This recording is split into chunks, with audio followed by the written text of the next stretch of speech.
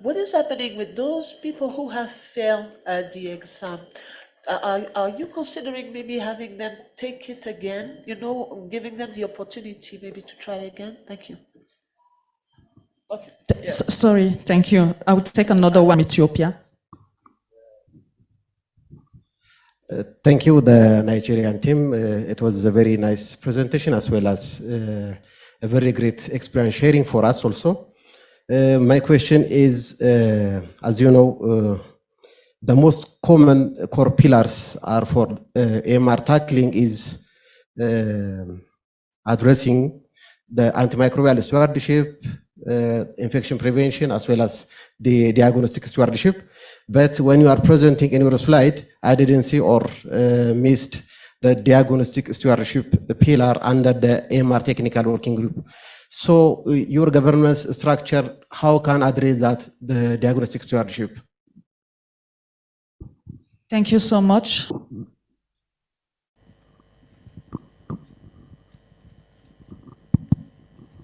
Good morning, everyone. First of all, I would like to thank Dr. Hanafi and ASLM for making the opportunity for me to come here and also adding me to this QWS program. Although it is Asia, but I will mostly speak on Bangladesh. Before going into my presentation, I would like to introduce a little bit about, slides are not moving.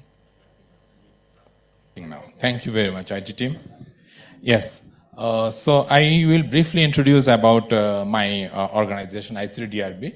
So our ICDRB, earlier it was, we were calling the full name International Center for Diarrheal Disease Research, but now this logo, this ICDRB has become the name, and we started from here. So you see, this is a kind of pirate catching boat, and 60 years ago, the hospital started from here. And these were a kind of ambulance, so collecting patients from different parts of Bangladesh. Okay, so this was the main hospital, and these were the ambulance. Now we have this big 8-storied building, and we have 14 labs in our center. I don't know, again, the same problem. Anyway, I need again help. But I will, okay. We have now 14 labs. It looks like a chaos, but all these are BSL2 labs. We have 14 labs, and all these labs are, I'm showing because these are a kind of ISO, either some services are ISO accredited, or we are in a process of accreditation for other labs. And we also have entire laboratory sciences and service division, and what I was explaining that most of these facilities, at least the clinical laboratory services are ISO accreditation for multiple parameter. This is the media preparation facility, and next is coming the animal resource facility. This is the state-of-the-art, only one in Bangladesh, our animal resource facility. We have research animals. And these two were a kind of, basis of getting a Fleming Fund Country Grant to Bangladesh. Our clinical laboratory services are accredited for ISO 15189 and ISO 15190. And 189 we are maintaining since 2010, and 90 we are maintaining since 2016. And particularly I am contributing in these two programs substantially. Next. I will explain in 2 slides as the AMR as the global catastrophe. Please move forward firstly. So this is actually the spectrum of infectious diseases. If we have antibiotics are definitely life-saving drugs. If we have antibiotics, we can manage it properly. Vaccines, okay. PP, okay. But if we have antibiotics, then we can easily control the disease, treat the disease. And I will not explain more about this because this is very good. And global transmission, most of the time, we miss the laboratory component. Under Fleming Fund Country Grant, we tried to stably integrate laboratory component here. I will come back there. So we draw this kind of picture, but we miss the lab component. Lab is there for containing, and lab is there also for spreading if labs are not properly constructed. Move. Oh, yes. So this is a very good, situation. Our Prime Minister and Prime Minister of Barbados, they are jointly chairing the global leadership group on antimicrobial resistance. And recent story, this was the cabinet drafted the final approval of the draft Drugs and Cosmetics Act 2023, banning the sale of antibiotic drug without prescription from registered doctors. But how doctors will prescribe, based on what? So that's the area we need to care about, we need to think about, and we need to work for. Yes, so we received Fleming Fund Country Grant, and we are winding the phase 1 this March. And particularly ICDRB, we were working as the main capacity building PI. And this was a kind of initial plan that we will develop knowledgeable resource person, we will develop biosafety, biosecurity, ICA, QMS, EQA, and data management program. We will develop standards and SOP, and ultimately there will be consistent practice. But at that time also we have identified some gaps, and end of my presentation I will explain how QWR has complemented that. Next slide, please. Yes, so these are the facilities, 6 human health lab and 6 animal health lab distributed in Bangladesh we identified for the Fleming Fund Country Grant. And these were the labs that we worked on. So all these labs were very, undeveloped, and in some cases in a 10 feet by 12 feet room, one lab was performing. And this was our concept, how we will draw the new labs and we will develop the new labs. Next slide, please. These are the new labs. And if you visit these 12 labs, you may miss in which lab you are, because all those labs I've designed in a similar manner. Facility infrastructure will look like same. Next, please. Another set of facility. Next. We organize training, and we have under the Fleming Fund Country Grant, we have provided up to Vitec MS. So 2 reference labs, we have Vitec MS, but all the other facilities have the culture facilities. We provided the blood culture system. So this is one picture from training. Next, please. We have also designed the limbs, what will be the tailored limbs for the microbiology.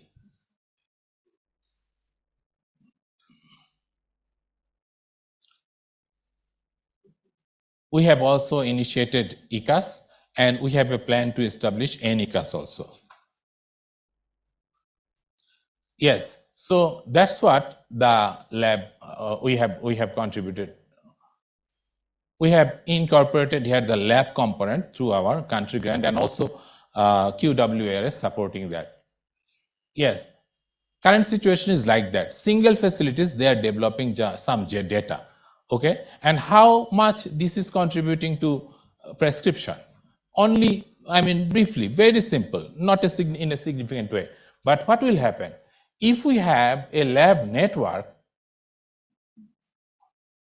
then we will have the surveillance network. Ultimately, it will have substantial impact on use data and information for regional and national policies and international guidelines. We will be able to establish ECAS. So if we do not have a network, and that's what we were working. Next, please. And here, actually, at some point, we got connected with ASLM, and we started to implement this training program. Next, please. This was actually the framework for the first phase of Fleming Fund Country Grant, and we are considering about its sustainability. What we have done, we have to work more. What capacities, facilities we have developed, we have to sustain, we have to maintain that. So next phase, we need more and more support for maintaining that. For QWRS, what we have done, we have identified experts from all those existing AMR country grant labs, and in addition to that, we identified 3 facilities where we have included a bit more. We have included 2 participants from also DGA. Okay, so in this way, for microbiology track, we identified 15, and for epidemiology track, next slide, please, we identified 14. And all these individuals, their basic level was they were working either as an assistant professor or equivalent position in different government organization. Next, please. And this was our plan, Gantt chart. Starting from June, we completed the entire program by September. Next, please. Yes, so these are detailed date. I don't need this. Yes, so this was a start program. The first program we organized face-to-face. You know that was the very critical time, COVID-19 situation. We started inviting all of them, and then we tried to organize most of the theoretical program virtual, but practical definitely. Without physical, it will not happen. Next, please. Here actually, this was so interesting. In different, programs are for 5 days, 4 days, 6 days, 14 days. I have also identified the presence in different programs. So this is the microbiology, this is the epidemiology. So in most cases, only unfortunate cases were a few, like 60% classes one participated, but in most cases, more than 80%. And this is actually the examination hall. On 25th of September, we organized the exam, and 25 out of 29 ultimately participated in this exam. And this is the final picture, those who participated. And here we can see that we started with 29. Then 28 completed the entire training. Then 25 appeared for the exam, 19 passed, and we are now waiting for organizing a master training workshop for the 12. And why they did not participate? One of the colleague in the middle of the night, he is the professor of microbiology from university. I mean, adults are facing different problems. So he called me, brother, my son's final examination is tomorrow. So my wife is asking to accompany him. What should I do? What can I say? Okay. I was so helpless. And he is now requesting, please organize the exam again, I will participate. So this was a kind of situation. Adults are facing different problems. Adult learning is a problem.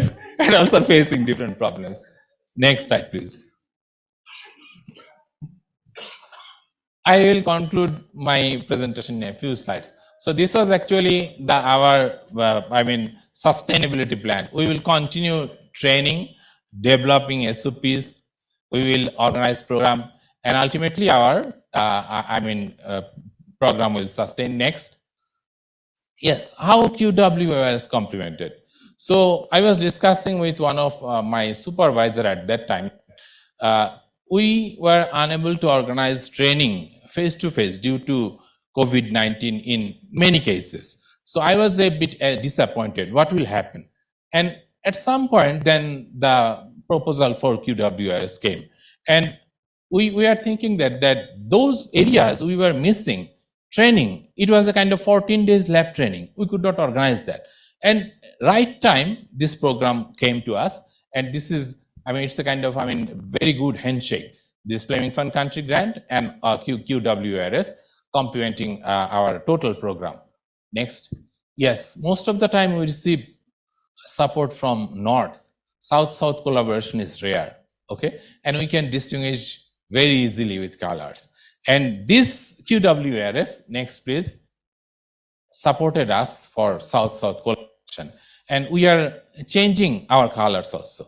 And that is actually a very great opportunity. And I hope this will extend more and more. And we have mutual benefit. We are facing similar problem. And we are working neck to neck together to solve our own problem. And that is the beauty of this program. Next slide, please. Yes. So interestingly, AMR is a global multi-phase phenomenon. Okay, here actually the main weapon is knowledge. If we are more and more knowledgeable, if we have increasing knowledge, we will be able to solve the problem. This QWRS helping us to build knowledge, skills, abilities, and if we can identify other sector-specific needs, that will also be very good for us. Next, please. Thank you very much. And Fleming Fund Country Grant, ASLM. Again, I will thank my colleague, Dr. Hanafi, for making this opportunity. And I am really feeling great. This is the first time I'm in Africa, and I am interested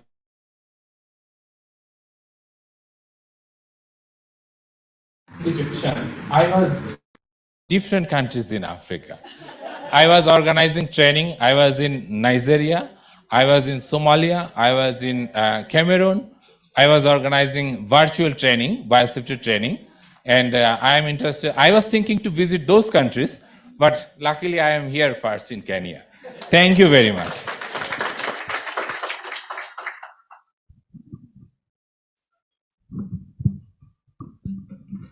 Thank you so much, Doctor, for your presentation. Very great presentation, despite all the internet issues. I just want to, the last slide you presented was very interesting. It was talking about building capacity, knowledge, skills, and ability that are very important to contain AMR. And we are also glad to see what you did in your country concerning the QWAS project. I will allow 1 or 2 questions before taking coffee break, because I think it's almost 10 past 30, so we'll take coffee break and then come back to continue panel discussion. I'll take 1 or 2 questions, please. Yes, 1 question here.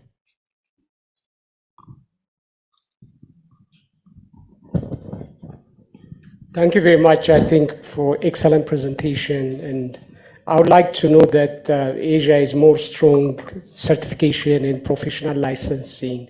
So how this program is linked with existing professional licensing and certification?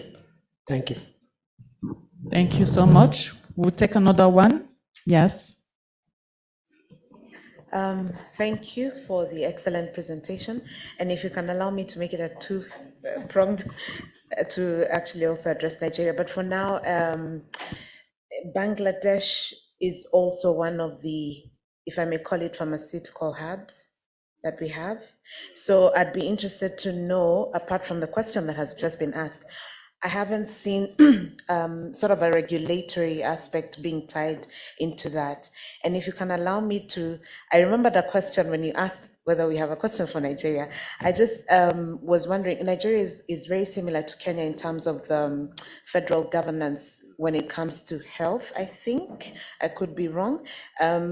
How I did not see, in Kenya we have now the regional antimicrobial steering interagency committees feeding into the national steering thingy. Now with that governance structure, the excellent one that was presented, I'm wondering where the regional states come in to feed into the national program. I hope it makes sense. Thank you. Thank you so much. Is there another question? One last question? If not, I will allow the speakers to respond to this question. The first question was addressed to Dr. Asadulgani.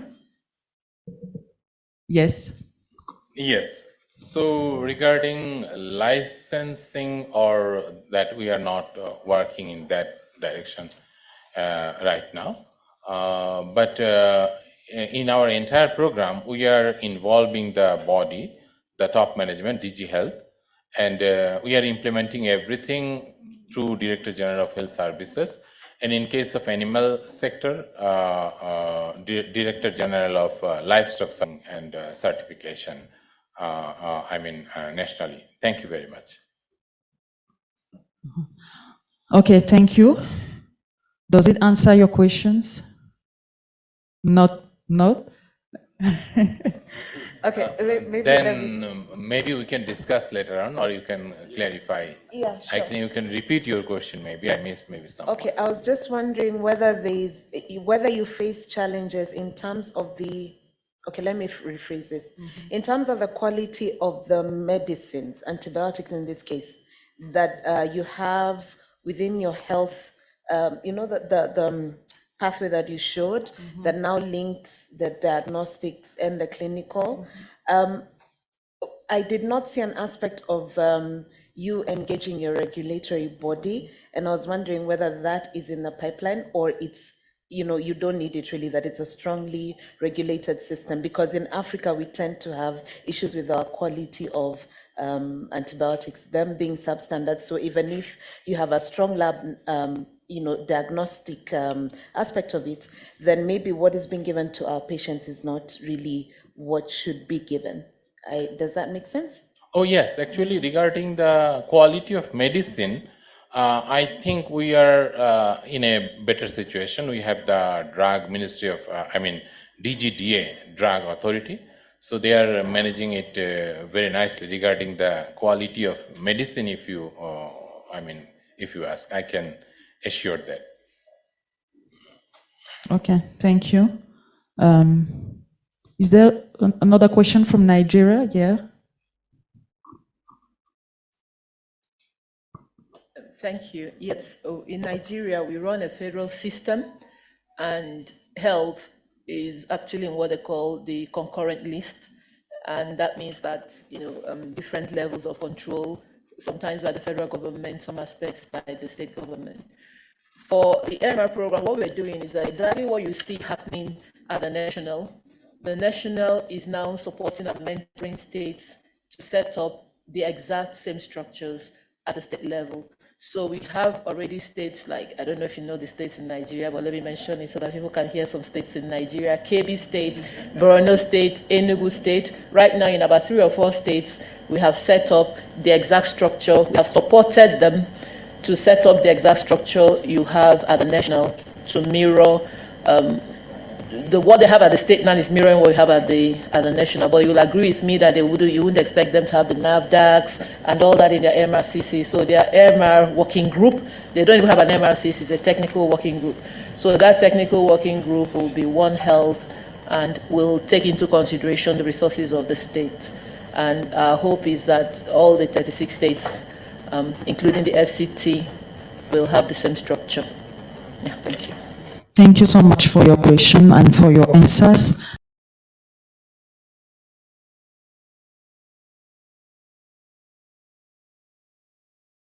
And also move towards their recognition by these regulators that are sitting in front. I wish I was a regulator, because when you're a regulator, you just regulate everything. So despite having this training, there's need to consult with the regulators to ensure that it meets the basic minimum requirements. So we are going to have a very short discussion to allow us to catch up on time. And I have some few questions that I have that I would like to discuss with the colleagues that are in front. So I will pose a question to you, then I'll allow you first to just introduce yourself so that I don't do injustice when introducing you. Introduce yourself, and then you have about 5 minutes to answer the question. So you try to be as precise and to the point as possible. I would like to start with Kenya, our host. I think it's only fair to do that so that they can break the ice and open the floor. The question that I have for Kenya is also similar to Zimbabwe. So from the Regulatory Council in Kenya, what would be the processes or requirements for getting recognition for some of these qualifications, like the one that we have been discussing and talking about in the last 3 days? So if these were to be brought to you seeking for recognition, what would be the processes and requirements for that to be attainable? Thank you. Thank you, Chair, and good afternoon. Titus Mutwiri, BA of the laws of Kenya. And the mandate of KMLTTB as a board is to regulate the training and the practice of laboratory medicine in the country, working alongside other sister boards and councils like the Pharmacy and Poisons Board, the Kenya Medical and Practitioners and Dentist Board, the Public Health Board, and the Clinical Officers Council, and all that. So we have these boards and councils that regulate the practice of medical related professions. So from the laboratory side, we regulate training, whether it is at the level of diploma in the middle level colleges, or it's at the level of bachelor's degree for medical laboratory science. And for those who come from the wing of medical laboratory, you know the core areas, around 6+ that we are engaged in, from microbiology to hematology, blood transfusion, clinical chemistry, parasitology, and the like. So they get all that as a cocktail, so that after they leave, then they are ready to practice in any laboratory, including also histology and cytology and all that. So the role of the regulator comes in after the university or the middle level college has offered the degree or the diploma. You get the licensure exam, and once you qualify, then you are allowed to practice. After practicing, now this is where the quality workforce for AMR would come in, whereby we would require the people who are already practicing to continually improve their skills and their competencies so that they can, one, remain and keep developing their competencies in a continuous process, and then also that would give them a chance to get their licenses renewed. We have guidelines for continuous professional development, and we are revising those guidelines as we speak, and it will be a requirement for every laboratory medicine practitioner to accumulate certain CPD points so that they can get their licenses for practice renewed. What we are doing is now inviting CPD providers to register with the organization so that they can now have access to the professionals. We have around 17,000 practicing medical laboratory technologists in the country whom we regulate, and all these then need to be plugged in into a CPD program.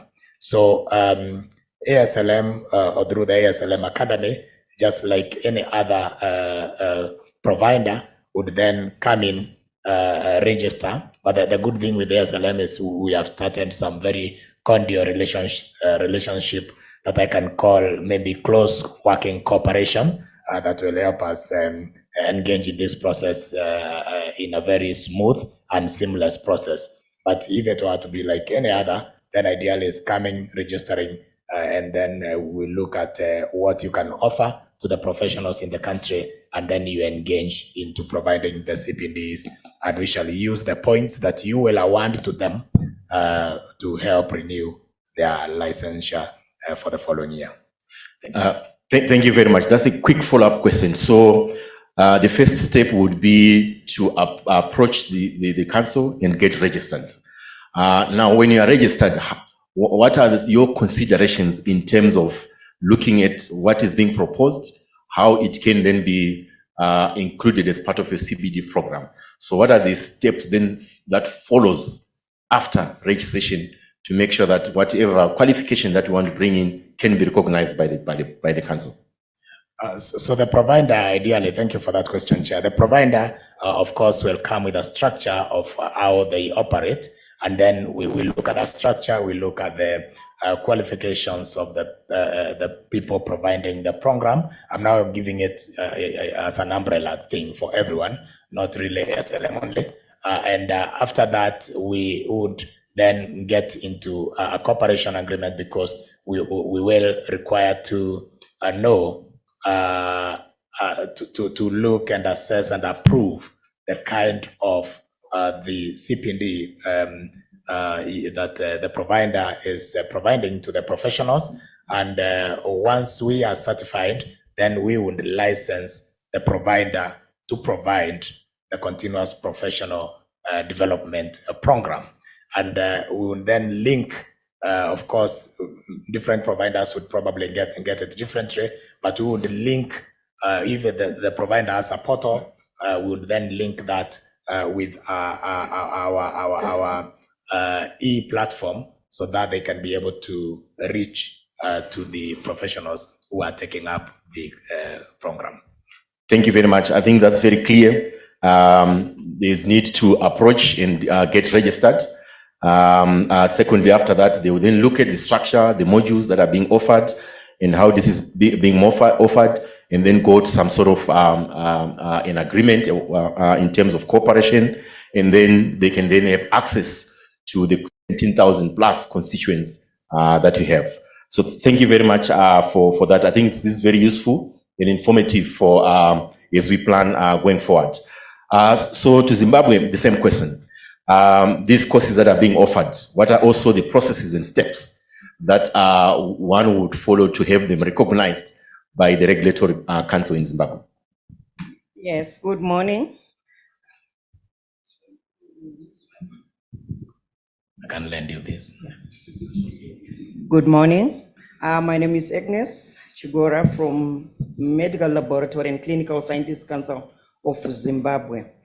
The processes of registration in Zimbabwe are guided by the Health Professions Act, Chapter 27.19. According to the Act, we have various committees which looks into the activities of council. So in the event that someone brings in a new qualification, be it a university in Zimbabwe, which would like to introduce a new training curriculum to be recognized by council, they approach council, and council, through its education in liaison committee, works with the university. We have our gold standard, which is the training curriculum, which was designed by the University of Zimbabwe years ago. We use it as a gold standard. But the new universities which are bringing in new programs, yes, their programs might be even better, but we use the gold standard as we structure a university's program. We work with the university. We go to the extent of going to inspect the facility before we give license for a university to start training laboratory medicine. And when we are happy and satisfied that the course structure, even the training facilities, after a cadre has been trained, would have gained the necessary information to practice a laboratory practitioner, the institution is recognized as a training institution in Zimbabwe. In the event that we get an application which is coming from a certain country, we have what we call the Practice Control Committee. It looks into the training curriculum. They work closely with the Education and Liaison Committee. And after they have gone through the training curriculum, they then decide on which level. Some people might come and say, I have a degree, but because when we equate it with our gold standard, you might end up being a technologist instead of a scientist. So our Practice Control Committee goes through that. And for someone to remain practicing in Zimbabwe as a medical laboratory practitioner, what we do is you are expected to acquire 25 CPD points. We were having serious challenges because some people were saying, we are not invited to workshops, so we cannot acquire the CPD points. So as council, we ended up engaging My CPD Zimbabwe. It's a local-based company which we're working with. All the 7 successor councils, because we have 7 health professional councils in Zimbabwe. Most of the councils are working with My CPD Zimbabwe.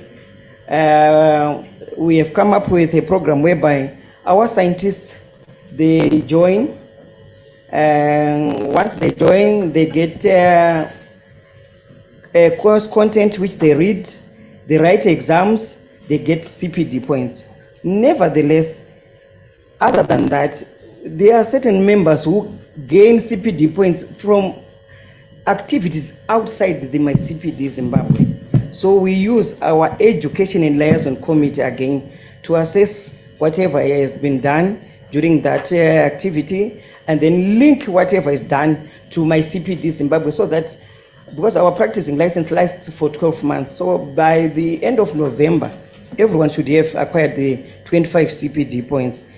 And if you have acquired your CPD points, you pay your subscription fee, and your certificate, instead of us typing the certificate and sending it, council, working in collaboration with my CPD Zimbabwe, our practitioners get their certificates right on their telephone, on their phones, because we don't want them to be moving around, especially COVID era taught us a lot of things to do.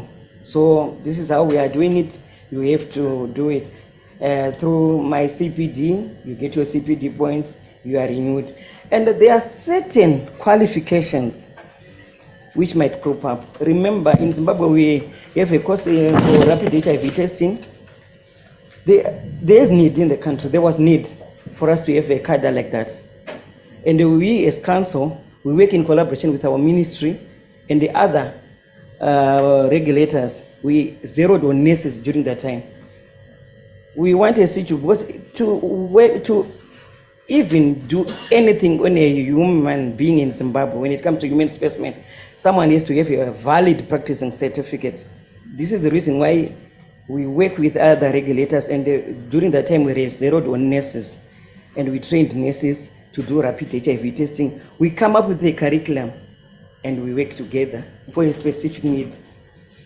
Okay, so specific programs for a specific needs. Yes. And I think this is where what we have been discussing really fits in now to say there are specific needs and they will need specific requirements. We are happy that to hear that as regulators, we are also responsive to changes and needs as they happen, as things happen within our communities. So from Zimbabwe's council's perspective, our entry point then will be the my CPD Zimbabwe. Am I correct?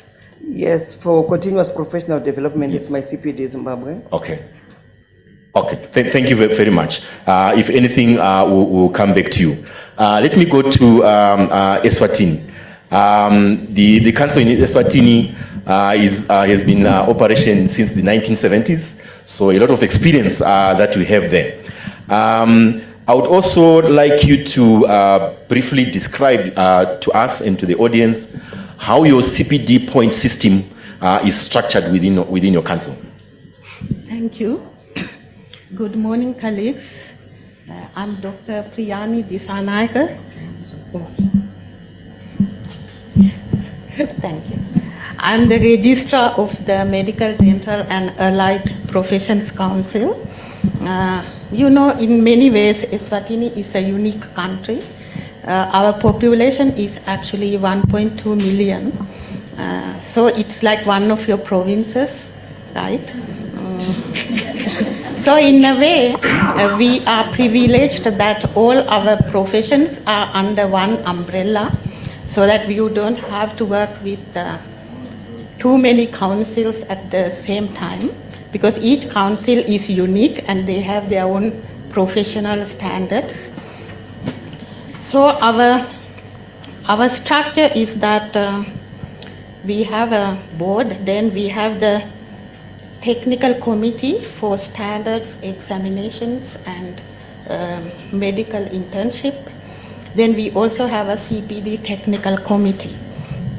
So if you want to know about then since we don't have different councils, we work with different professional cadres with their professional accreditation bodies, right? So if you ask me about CPD, we were privileged to have our partners ICAP designed a special program, pilot project for laboratory technology professionals. So in that case, you are lucky, because here our focus is on laboratory technology. So what we usually do is we have 3 levels of CPD activities. I'm sure all our countries are similar, because we are like members of AMCOA, that's African Medical Regulation. Then we are members of SADC, that's SADC Regulatory Association.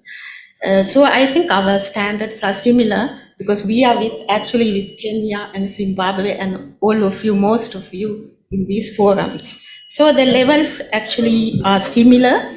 level 1, level 2, and level 3.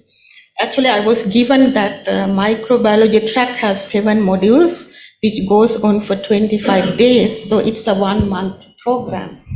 So what you usually have to do is to be recognized as a CPD provider, right? So you have to apply to the council as a CPD provider so that the CPD accreditation committee will then consider your application and approve.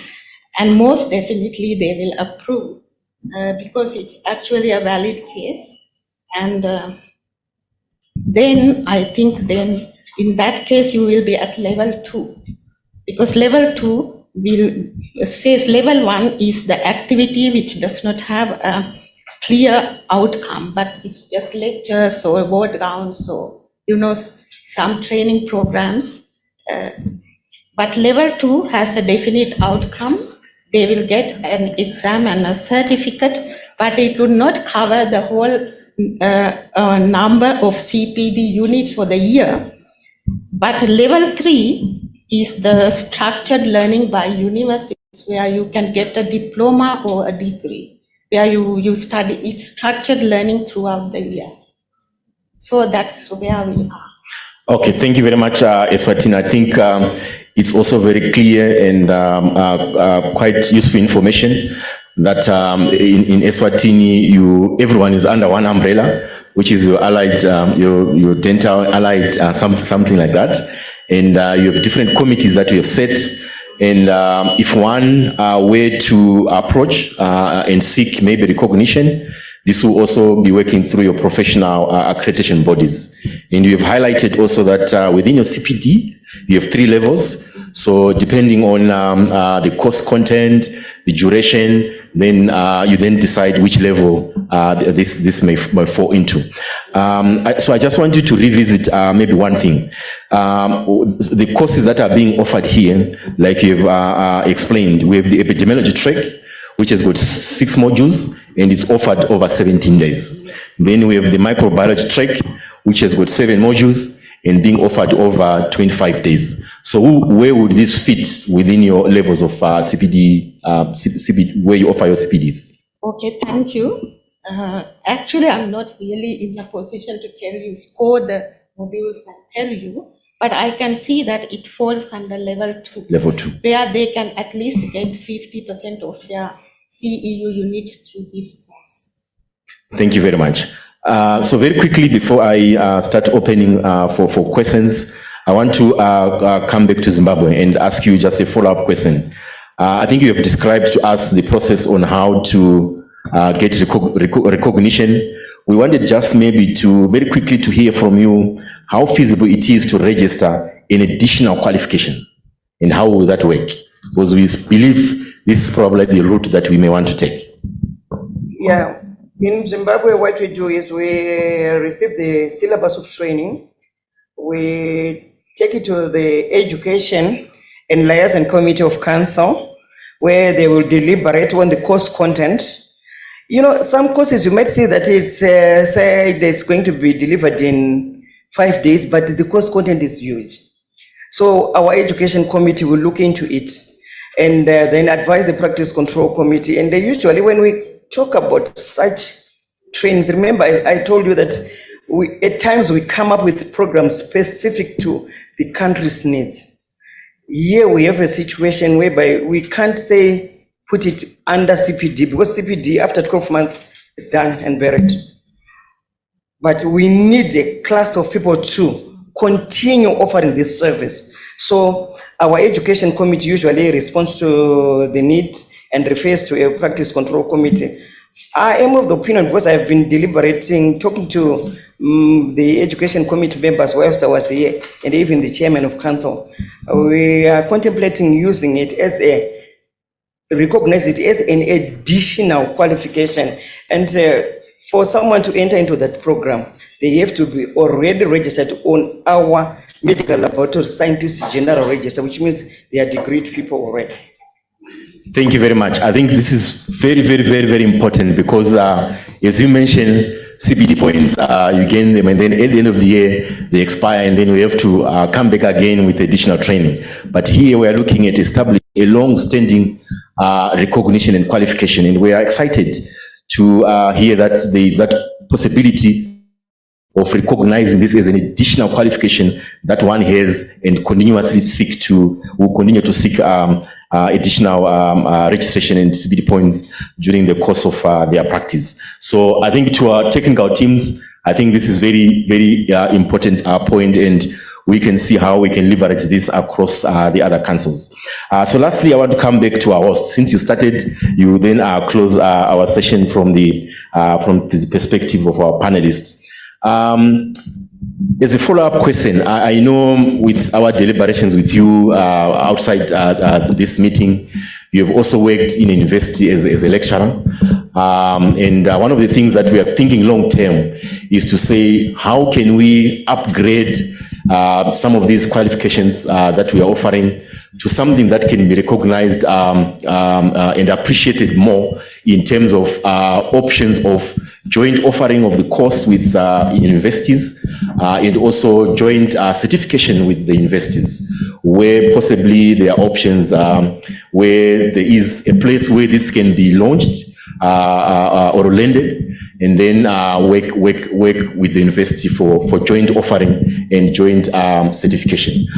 What will be the process based on your experience working from university of having these qualifications, joint offering, joint certification, so that the recognition can have more weight in terms of perception from the beneficiaries? Thank you, Chair. Kenya has got around 25 mineral level colleges training diploma in medical laboratory science, and around 15 universities training Bachelor of Science in medical laboratory science. But generally we have close to 70 universities, but 15 of them only train medical laboratory science. So the approach, and the best approach that I think we can use from both now, speaking from a lecturer's perspective, but also from the regulator perspective, because the regulator advises the mineral level colleges and the universities on the structure of the curriculum. Then they top it up with their own needs, whether it's common courses or whatnot. But then the first structure or guide comes from the regulator. Now the universities take it up and they tweak it a bit to meet their needs. So what we did with the Kenya Hemophilia Association, which is in liaison with the World Federation of Hemophilia, they wanted us to entrench matters bleeding and bleeding disorders into the curriculum. So within the program that we offer for upgrading, we entrenched the curriculum into the content that the students go through. So from the regulator side, we can get a leeway of working closely with the ASLM Academy and saying during our normal revision of curriculum and advice to the colleges and the universities, how we can bring in matters AMR so that they can also be taken up very strongly, both at training level, whether at diploma level, higher national diploma level, or at Bachelor of Science level. That way then it will give us a chance to reach every fresh graduate that will be graduating forthwith from the universities. But then at the same time, those who have already graduated, then we bring it as a CPD. So we can use that to do a pronged approach to make sure that we get this message to everyone. I think answering now from the university and the regulator perspective, how we can entrench that.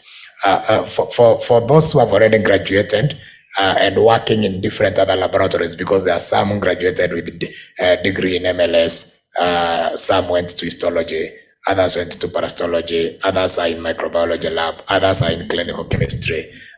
We need to now see how we specifically sort them out so that those who are in microbiology are the ones that will mandatorily do this, and if they do not do this, then they cannot have their license renewed because they must. You should not be working in a microbiology laboratory and you're not able to take through, matters of AST and related. So I think we can be able to entrench that.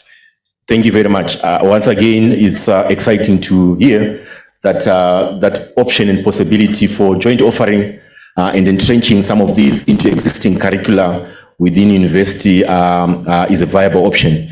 And again, as you pointed out, the entry would always, in most cases, be through the regulatory authority, so that if there's an agreement there in terms of what level of qualification and where and how it fits, then you can then be able to advise the different universities for inclusion and incorporation, and also help in the enforcement for those requirements. So thank you very much, our host, to that. In the interest of time, I'll probably take maybe 2 questions from the audience that you may have to our panelists.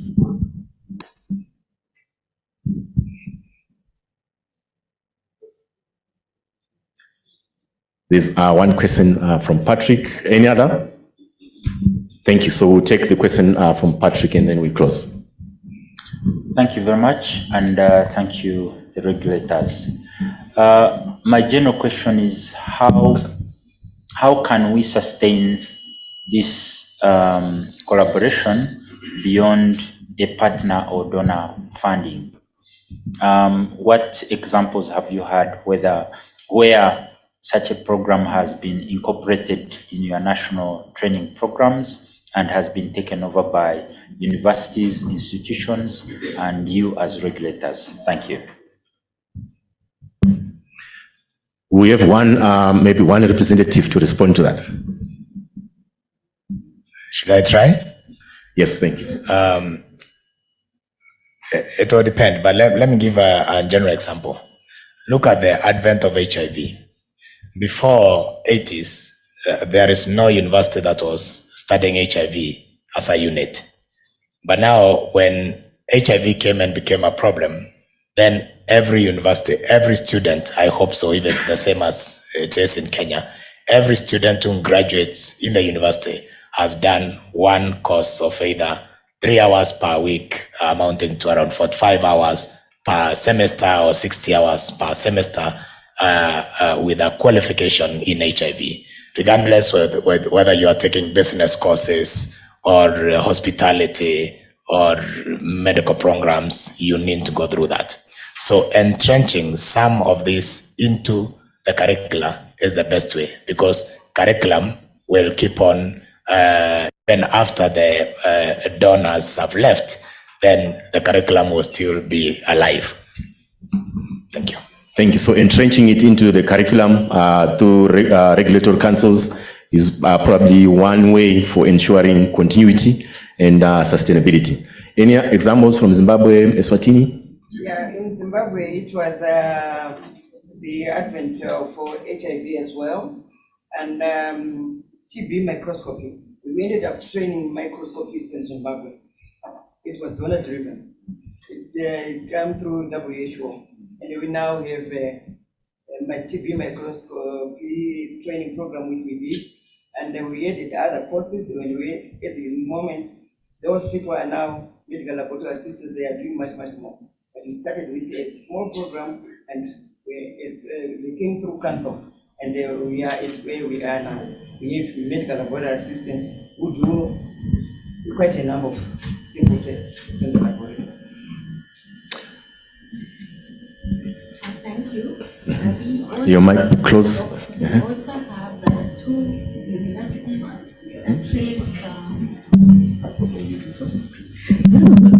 that medical microbiology graduates, medical technology graduates, and they also work with our professional committee from medical laboratory technology.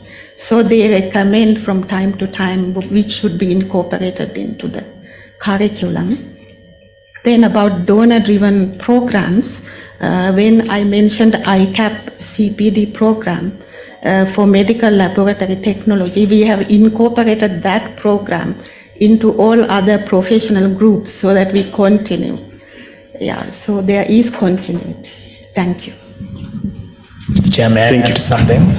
Yes, in 30 seconds. That seconds. while we are doing this in the health side, we are not forgetting the animal side and the environment side, because we must move together. If it's a One Health approach, we must make it through One Health. So reaching out to all other wings, for if it's vet schools, animal health schools, and also schools, universities dealing with the environment, and also their professionals, I think need to be brought in heavily. Thank you.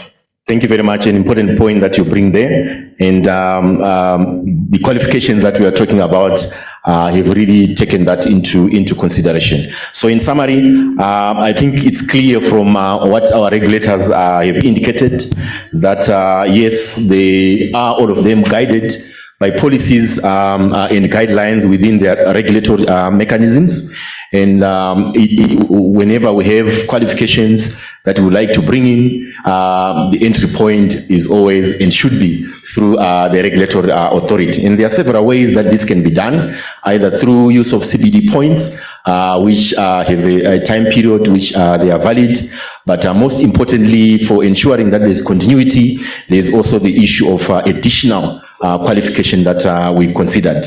And also, thirdly, we discussed the option of partnering with universities, how we can entrench some of these courses into existing programs within universities so that we get those people before they come in service, and then similarly use that mechanism to also continue to empower and develop skills for those that are already in service. And of course, the issue of sustainability that we discussed is a question that we need to ensure that where things or programs are partner-driven, donor-driven, how are we ensuring that long-term we are able to sustain this and offer this long-term? And we've been given examples from Kenya, from Zimbabwe, as well as Eswatini. So thank you very much to our panelists, and thank you for your attention, and allow my panelists to step down from the floor. Thank you.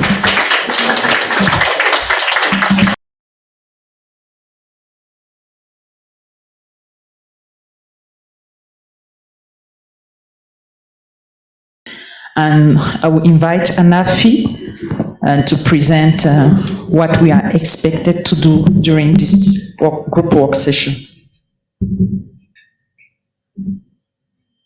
I need this switch on.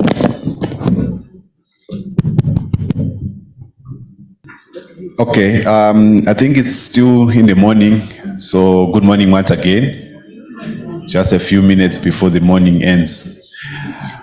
Yeah, so my task here is a quick one, is to just give instructions on how we would go about group 2.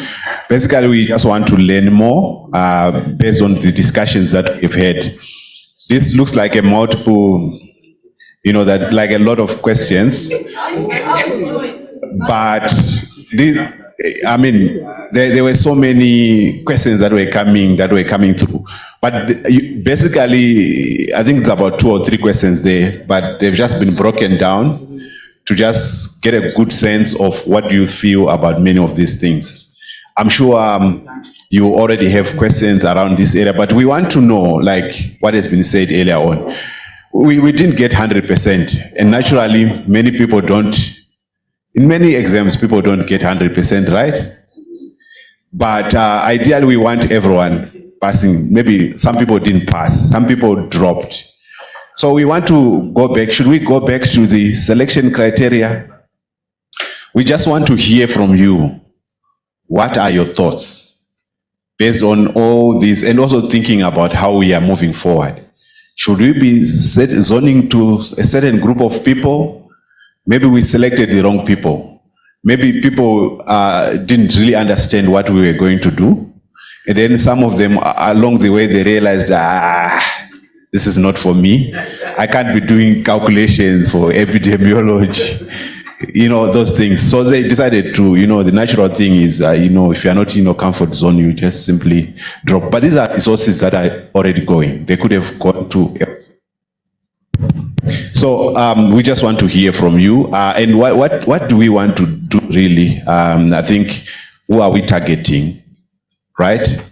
And then the most important thing is that drop in the ocean that we've always talked about. Do we have any targets? Right? Do we have a good idea of how can we improve?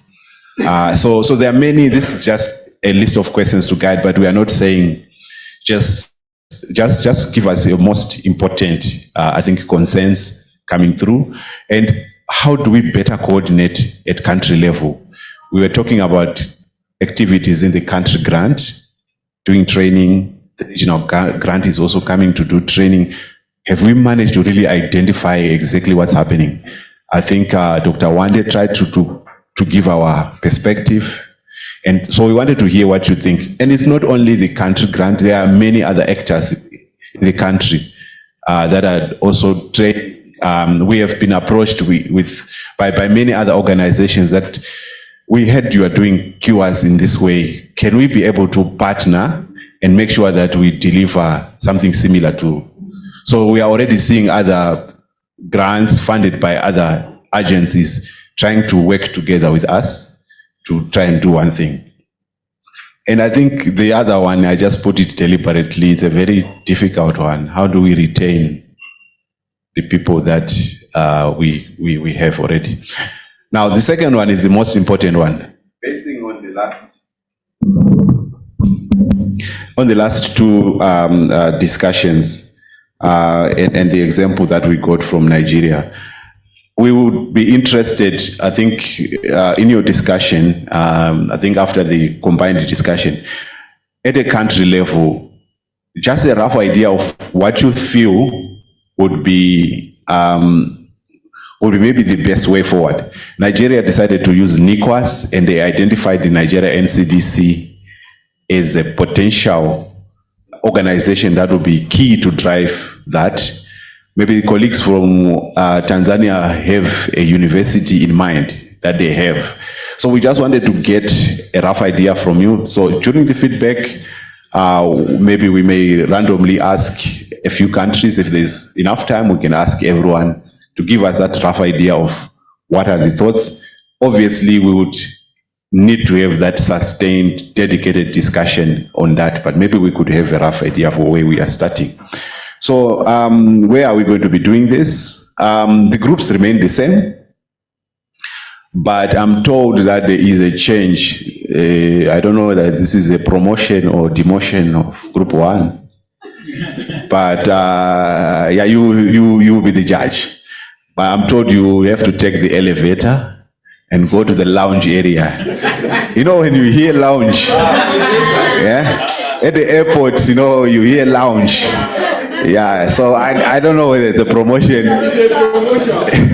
maybe it's in the open air and it starts raining. We don't know.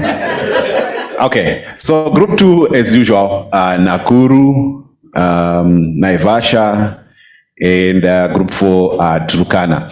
Can we do this in 1 hour?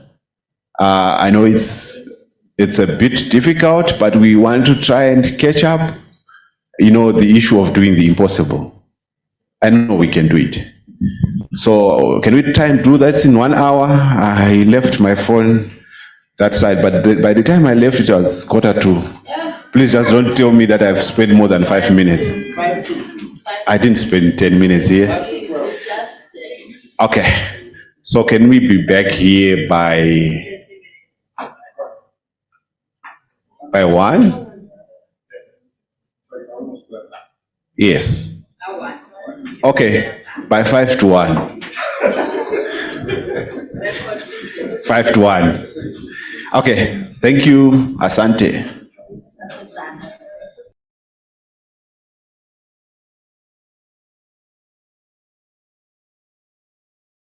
Back in the general discussion, we have 4 groups. So we'll start with the East African team. East Africa, are you ready? Okay, we can move to the Southern African team. Are we ready?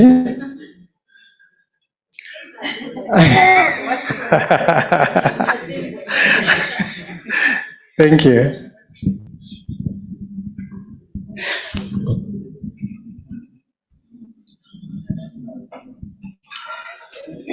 Yes, good afternoon. So from our group from South Africa,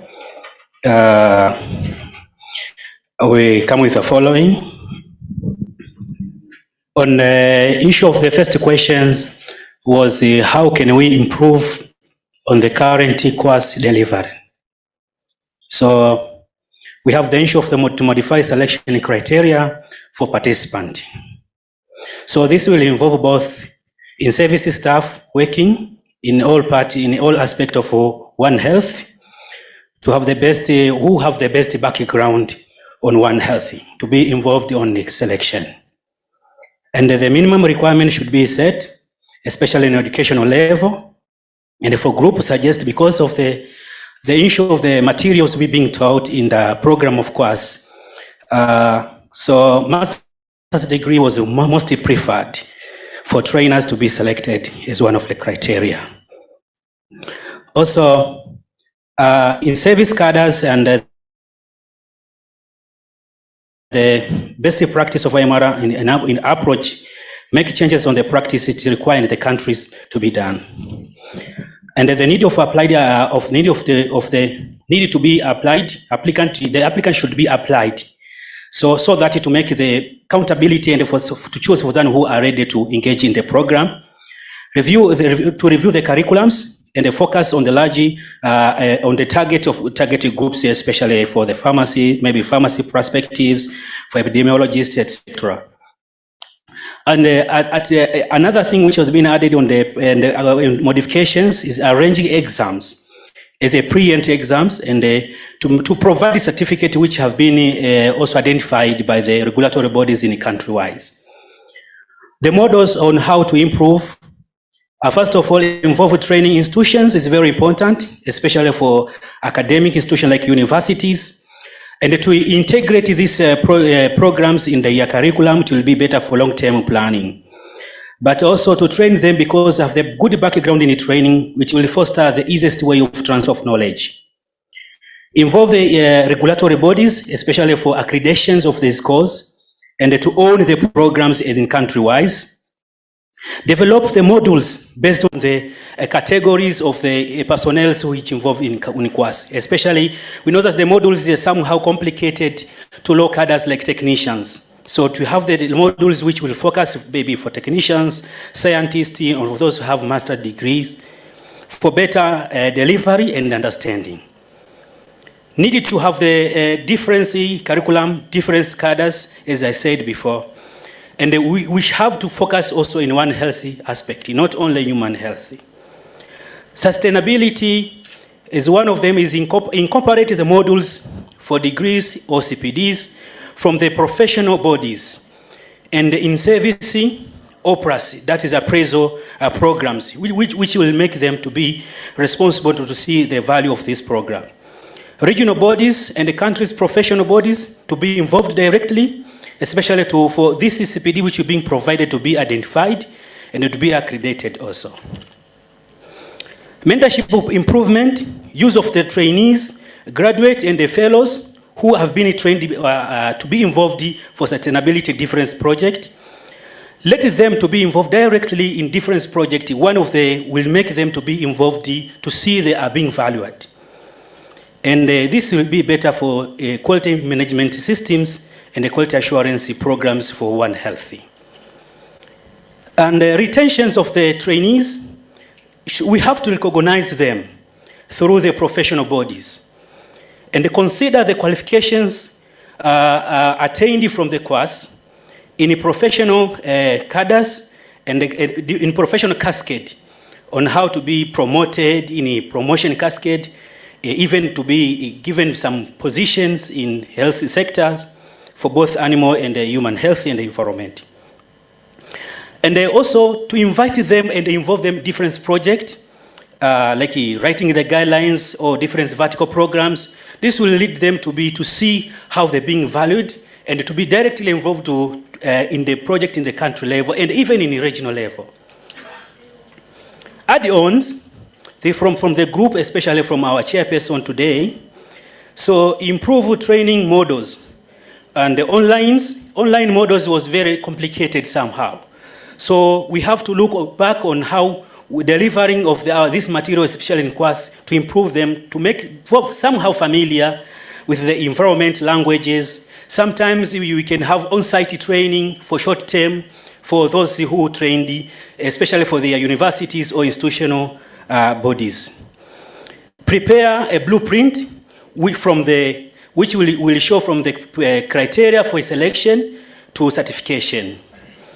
Set a pre-entry self-assessment for those to assess themselves, their abilities, and how to handle the materials from this course.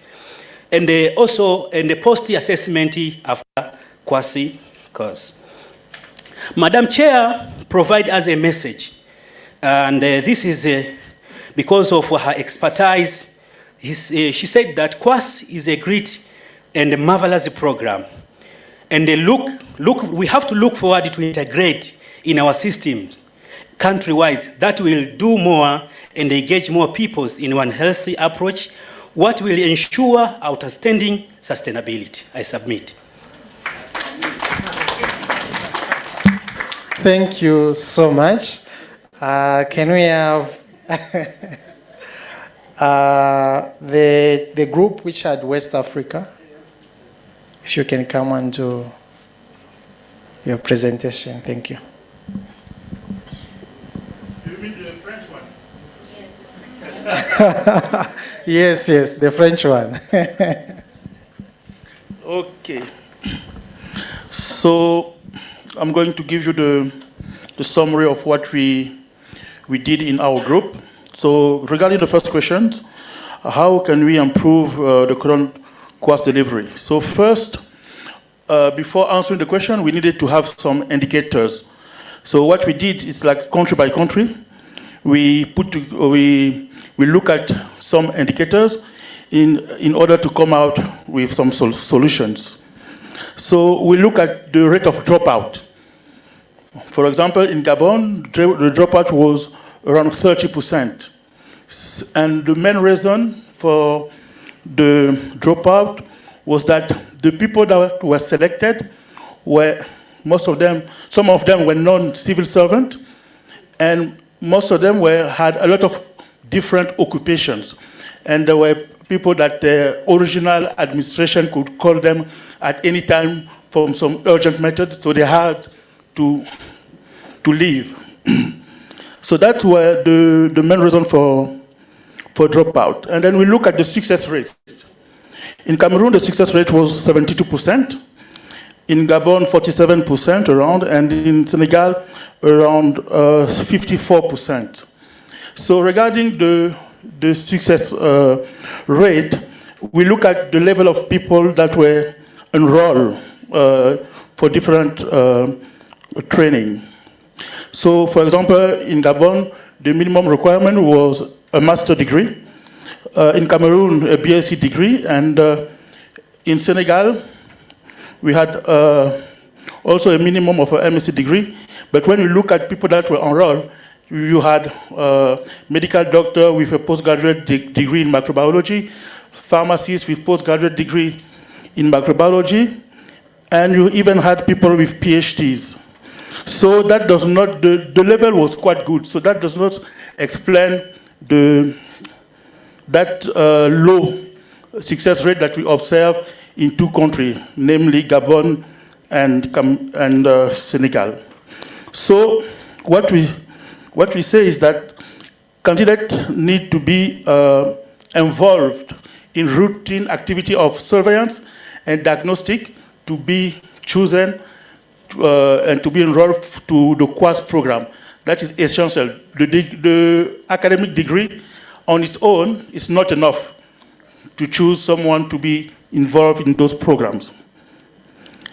And regarding that aspect, the Cameroonian team, they're actually working on a system of pre-selection so that to ensure that the candidates that are selected for the QAS training are up to standard and they have the required minimum to increase their success rate.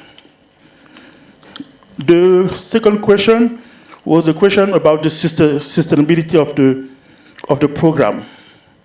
So first, we propose that in absence of standards in terms of how many people we need to have trained in quartz in different regions, we should at least train at least 2 people by categories, like microbiology and epidemiology, in each and every region in the different countries. Also, we propose to enlarge the scope of quartz to include patient care in regarding the microbiology side. So that's all that we had for you. We hope that it was informative. I will give the floor to the chairs. Thank you so much. We can have the team from East Africa.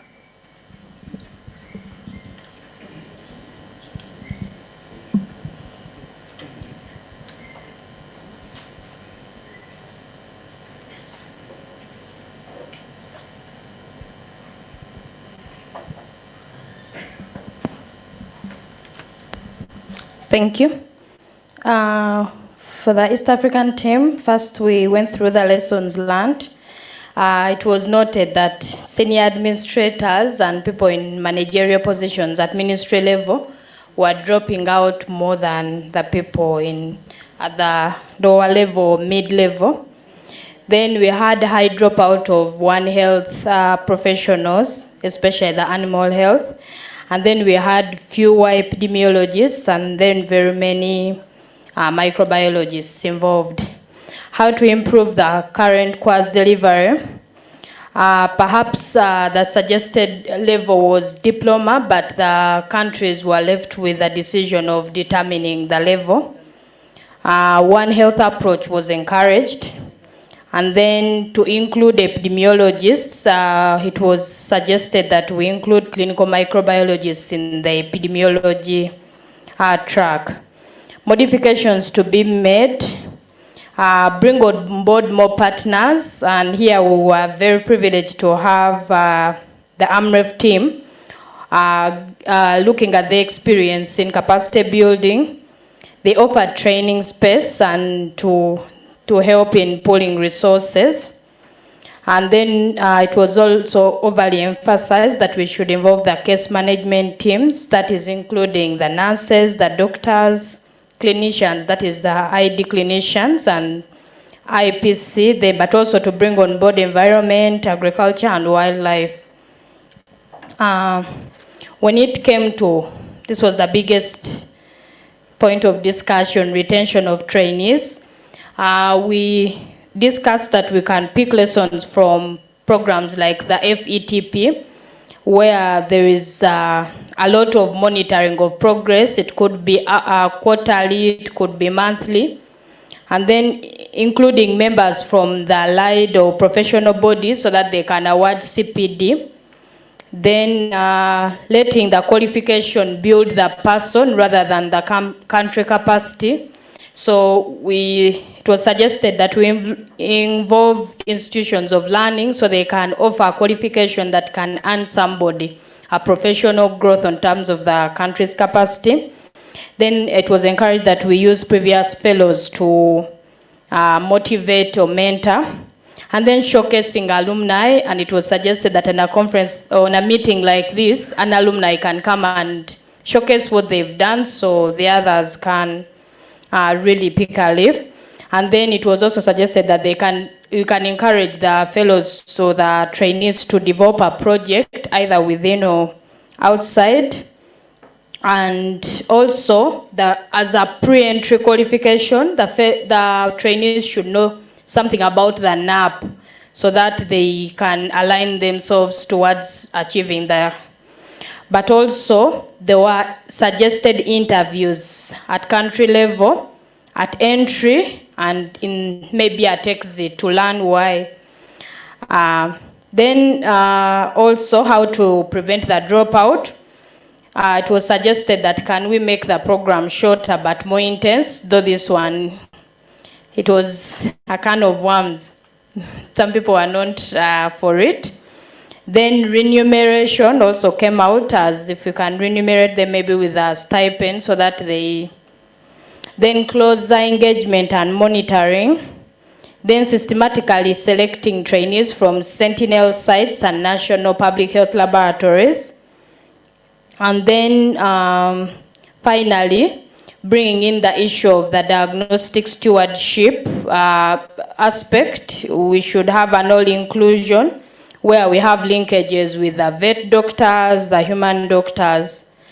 That is it. I hope I've not done injustice to East Africa.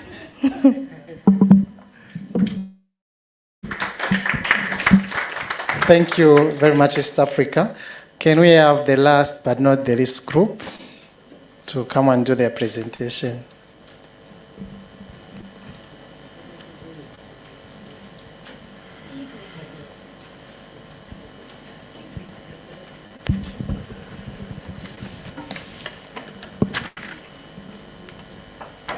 Good afternoon, everyone. Okay, I'll be presenting on behalf of the western part of Africa.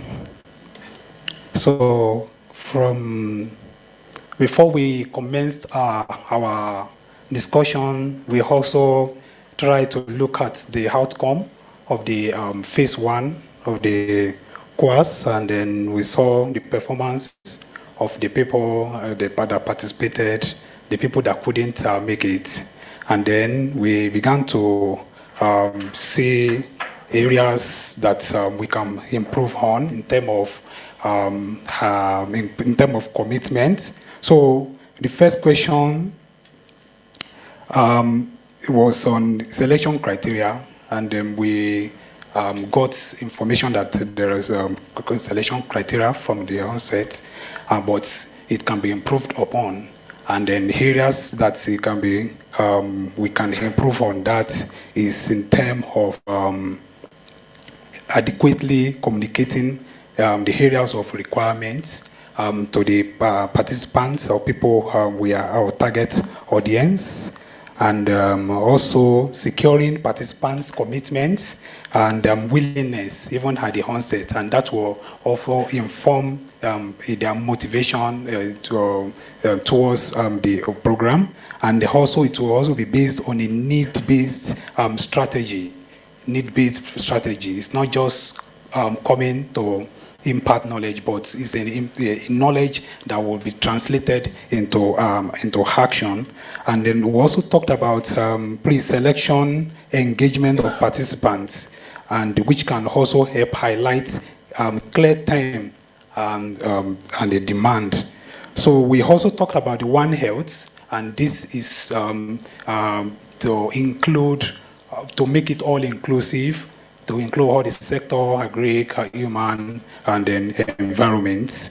And then we also talked about the selection criteria, which can also be proved because in our team, we were made to understand that a CV template was developed by Datos. So the area of improvements that we can leverage is to ensure that the selection criteria for the phase 2 is also as element or as a component of the CV templates.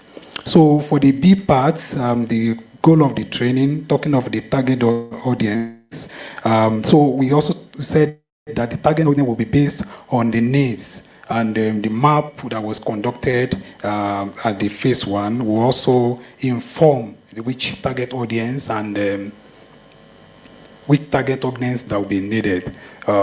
So then the C part says, how can we train more? Okay, yeah, I'm still on the C part. How can we train more?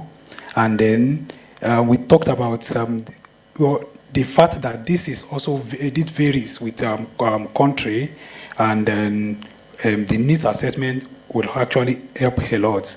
Data from the survey can also help countries set priority, and then also national strategy can also drive this. Then we also talked about diagnostic and surveillance network as a point that a country can, each country can leverage on, and also participants from private sectors can should also be included because they are also key stakeholders in this. So the D part and improving on mentorship, we also highlighted two dimensions of mentorship, which one of them is that the trainees can conduct mentorship to mentorship roles to the laboratories and the facilities after their the completion of their program. And also FATIP and Fleming Fund fellows can also provide mentorship even to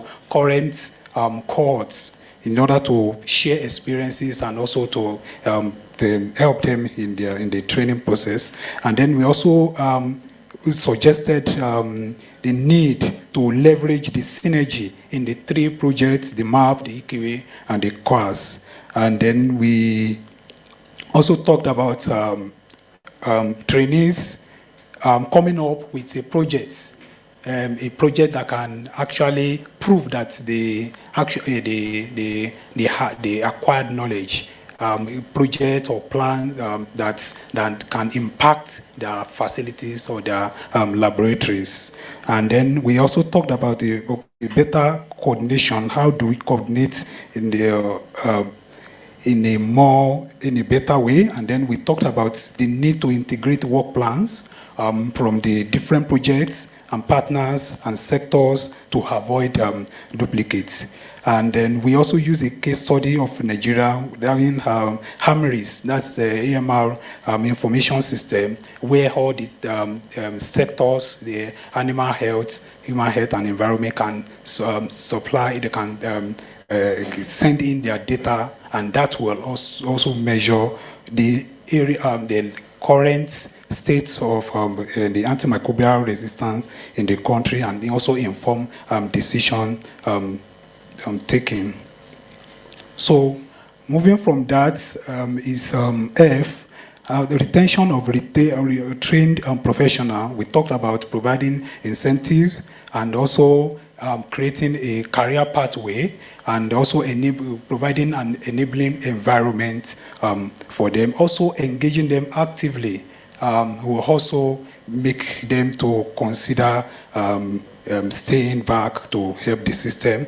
And then, so way forward, so we highlighted a number of things, and that is to review and modify our training targets to include all the sector, review participant process, leveraging country resources, expertise, that is the COAS alumni, the Fleming Fund fellow. We can also support in training and mentorship. So also facilitate recognition of qualification by the various national regulatory bodies, and also at the highest governance structure. And we also talked about reviewing of curriculum and training delivery to adequately capture all the sectors. And because when we were looking at why some people could not cope, where we felt like maybe it was the mode of the delivery, so we talked about the need for that to also be reviewed. We also talked about creating opportunities for enhanced visibility of graduates. So maybe in terms of the adverts, you can put qualification as an added advantage. So we also talked about creating value and demand for the qualification at the country and individual levels. We also talked about local affiliations and with institutions who can also help to cascade or maybe to deliver on the training modules and also leverage existing system or programs.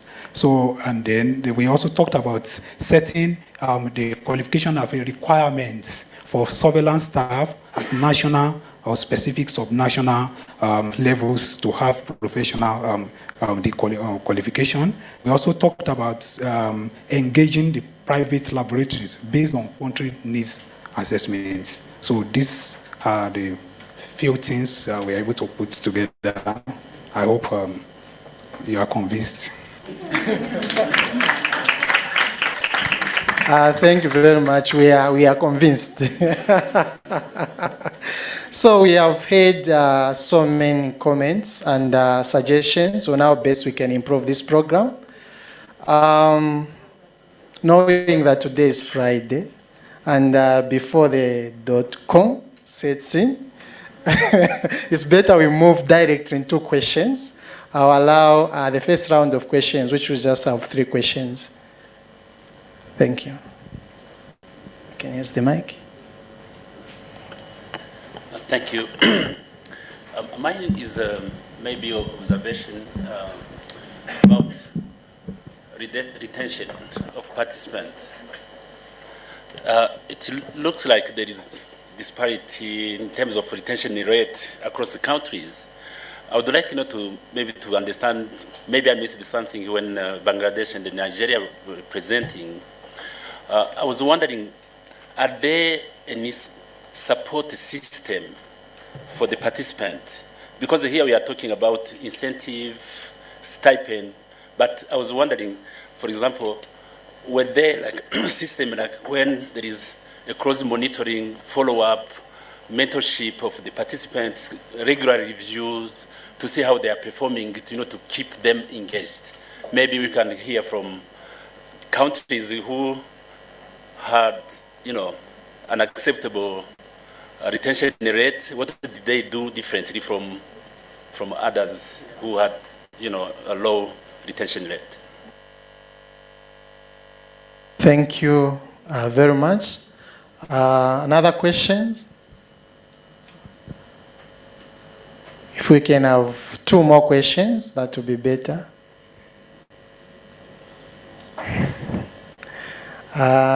.com, is it doing a good thing on us? Questions, comments? Okay, so if there's no question or comment, I'll request, I think Nigeria, if you can respond or to the question which has been just been raised on the retention rates. Thank you. Thank you for that question. As you know, they've just been graduated, if I can use that word, so we are not yet at the point of tracking retention. What we reported was actually completion rate. But in our discussions, we realized, if you notice when I was presenting, I said we'll maintain a database. The way the MFLT cohort, the way the MFLT program works is that I think every year they track all their residents, find out how many of them are engaged in field epidemiology functions, and they keep updating that. There's actually a target that they said of about, I think, 1 field epidemiologist per 200,000 population. So it's something, so that sort of target that we'll set for the QAS, and we will definitely track them. But right now, there's a success rate that we said that so many of, not so many, about 5 couldn't finish for different reasons, and we are mindful of those. Thank you. Thank you very much. Do you have any comment from anyone who want to add on what she has said? Okay, so if there are no comments, any more questions on what has been discussed, presented by different groups? Thank you very much, sir. You can go ahead.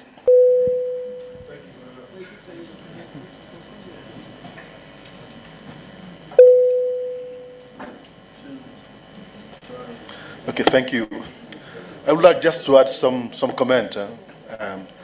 I think most of the dropping participants come from the epidemiology tract. But also we have some trouble with the quality of translation in French. So most of the e-learning and face-to-face course are not well translated in French. There could be also an explanation regarding the low rate of success during the final exam, for instance, in Senegal and in Gabon. Okay. Thank you.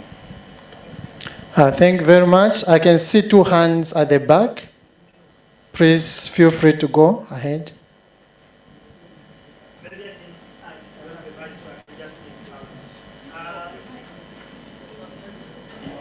So I think the issue of remuneration has come back and forth. What I would really suggest, these fellows may not just be remunerated in terms of like paying them salaries, but you know, there are two areas where we can integrate them in our ongoing system. For example, we have AMR implementation projects, which are found in various regions. So these are resource people. So if you have those implementation projects in AMR, these are the people whom we need to involve them as research assistants.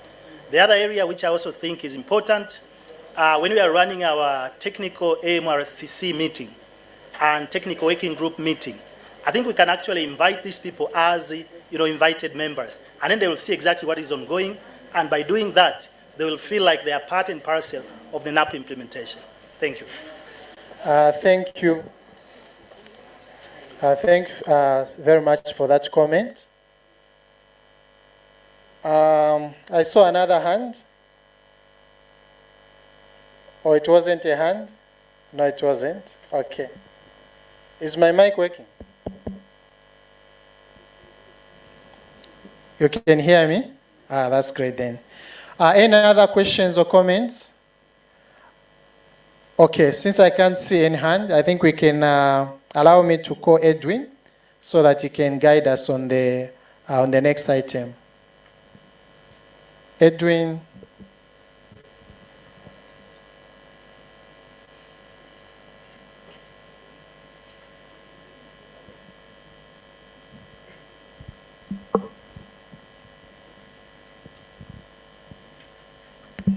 Thank you very much, Joe, for chairing the session. What we need to do now is to get into the certification and graduation ceremony. Unfortunately, our dignitaries are slightly delayed. So as we wait for them to come, I'm told in the next few minutes they will be here. I realize that stories keep us awake. So I'll give my storyteller an opportunity to give us another one. When he presented in the morning, he promised us, but he never gave us the story. So I'm going to invite Anafi to give us another story in the next few minutes, then we can move on to the next. Resident storyteller.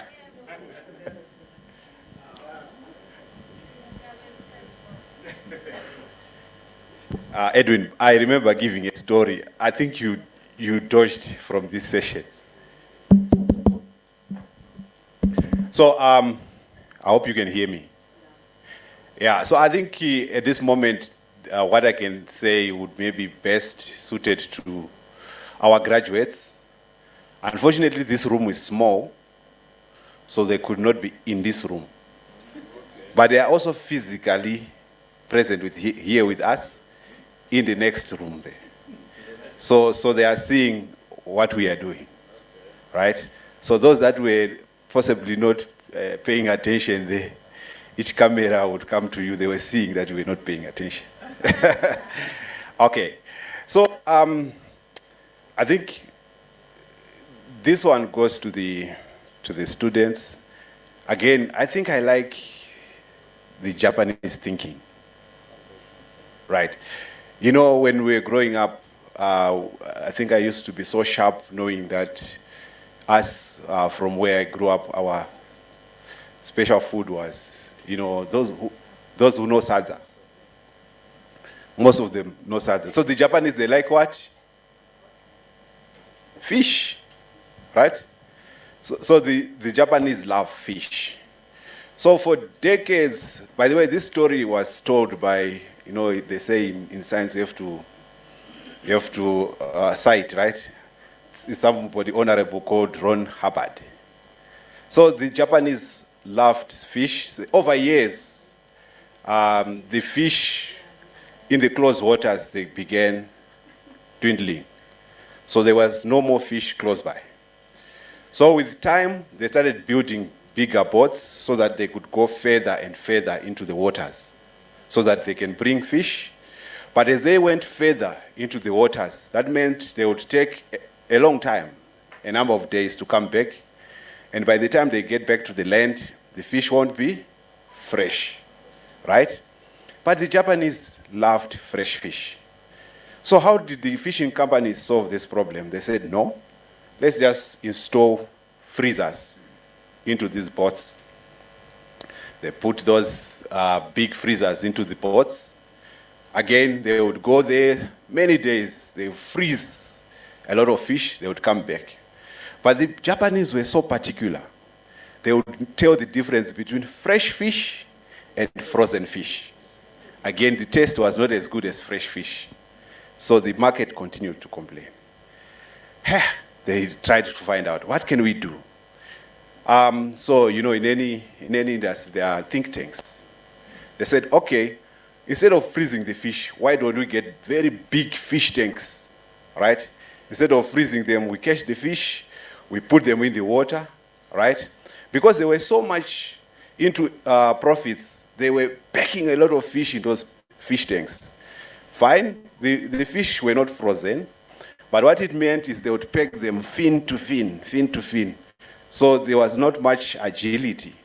So the fish will be, okay, fresh, but the freshness is actually brought by the activity of the fish as it, you know, swims, right? So as much as they would bring fresh fish, but it was not as tasty as, because the taste is affected by the activity. So they still had a problem. So they started thinking, how best can we do this? Until one clever guy thought, okay, why don't we continue doing this same technique, make the tanks a little bit bigger, but at the same time, even if they're not bigger, let's put a small shark into that tank. So the small shark would make sure that they would know that it will eat some fish, but the fish will be challenged. So no fish will stay in one place. It will always be moving. So as a result, they would get to the land with fresh fish. So their fish became fresh, and they started selling fresh fish going forward. So what do we learn from this story? Most of the time, when you have achieved something, like these graduates, they have achieved something, there is a tendency to relax. So in life, you might marry a beautiful wife, get a good job, get a good salary. You lose the passion. So we don't need to work so hard in order to just lose the hard work that we have done.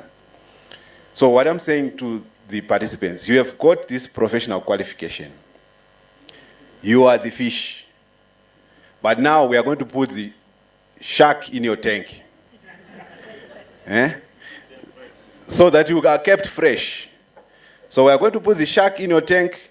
We need you to apply what you have learned. So that we continue to enjoy fresh fish. I hope you enjoyed it.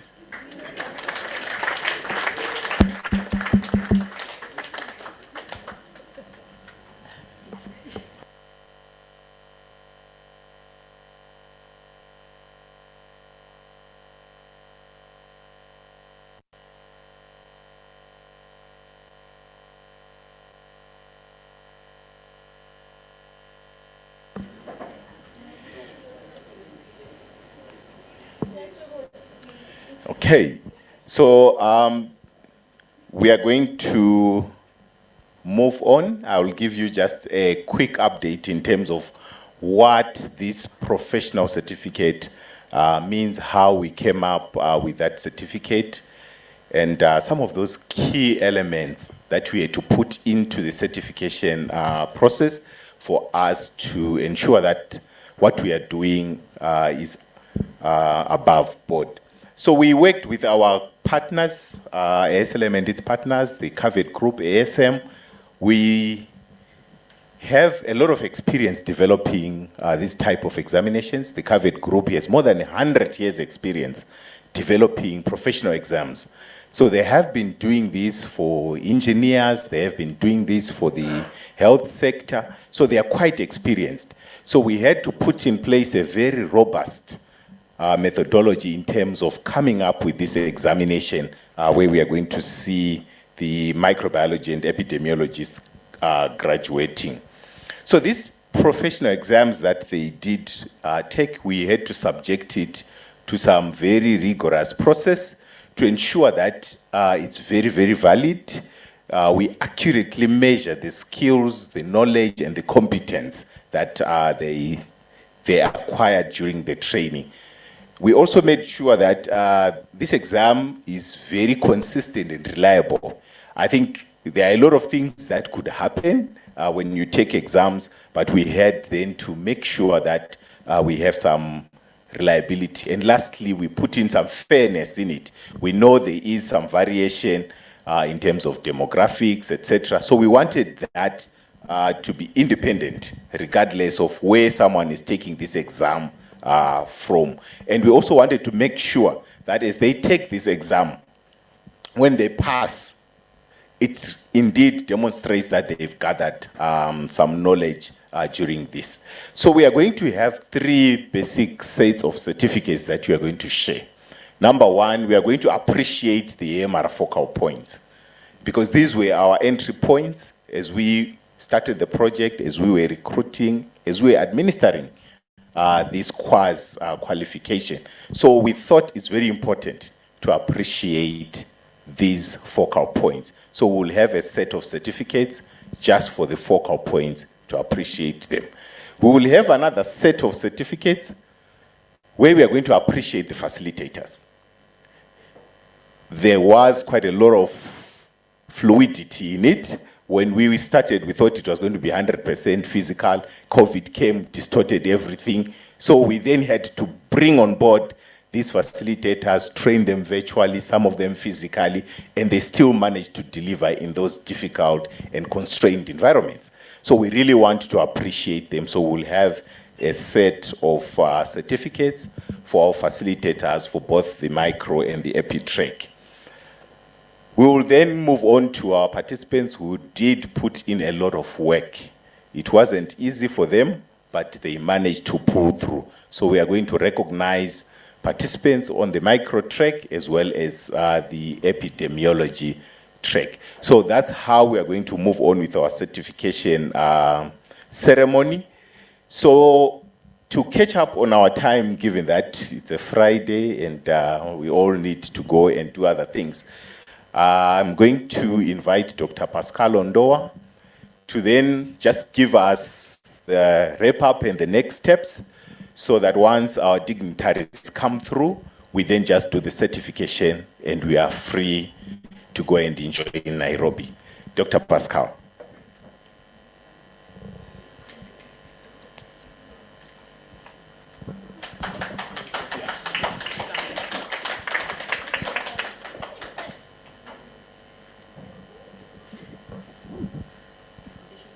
It's being loaded. Okay.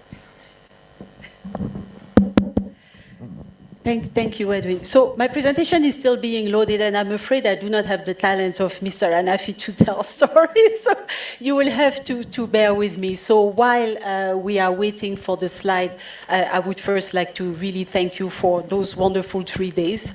I think it's been amazing. Dr. Yeno was telling me today that he rarely sees, a meeting when people are so engaged. That really illustrates how engaged you are, and the fact that you are owning those processes. So I think we promised ourselves to achieve a few tasks at the beginning of the 3 days. So the purpose of this presentation will really be to come back to those. This is not. Sorry. No, I don't think you have. Yeah, okay. Okay, I'm missing a bit of images, but.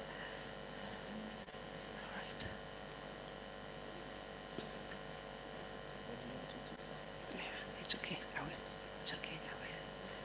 Okay, PowerPoint presentation. Okay, all right. Yeah? No, it's fine. It's fine. Yeah. All right. Is it showing? Okay. All right. All right. So we promised ourselves at the beginning that we would We would exchange knowledge and experience, we would debate and reach consensus, and we would have recognition. So we debated. I think that there were many speakers that came to share their knowledge. We reached consensus, and I couldn't resist to show a picture of our personal Kofi Annan, Mr. Edwin.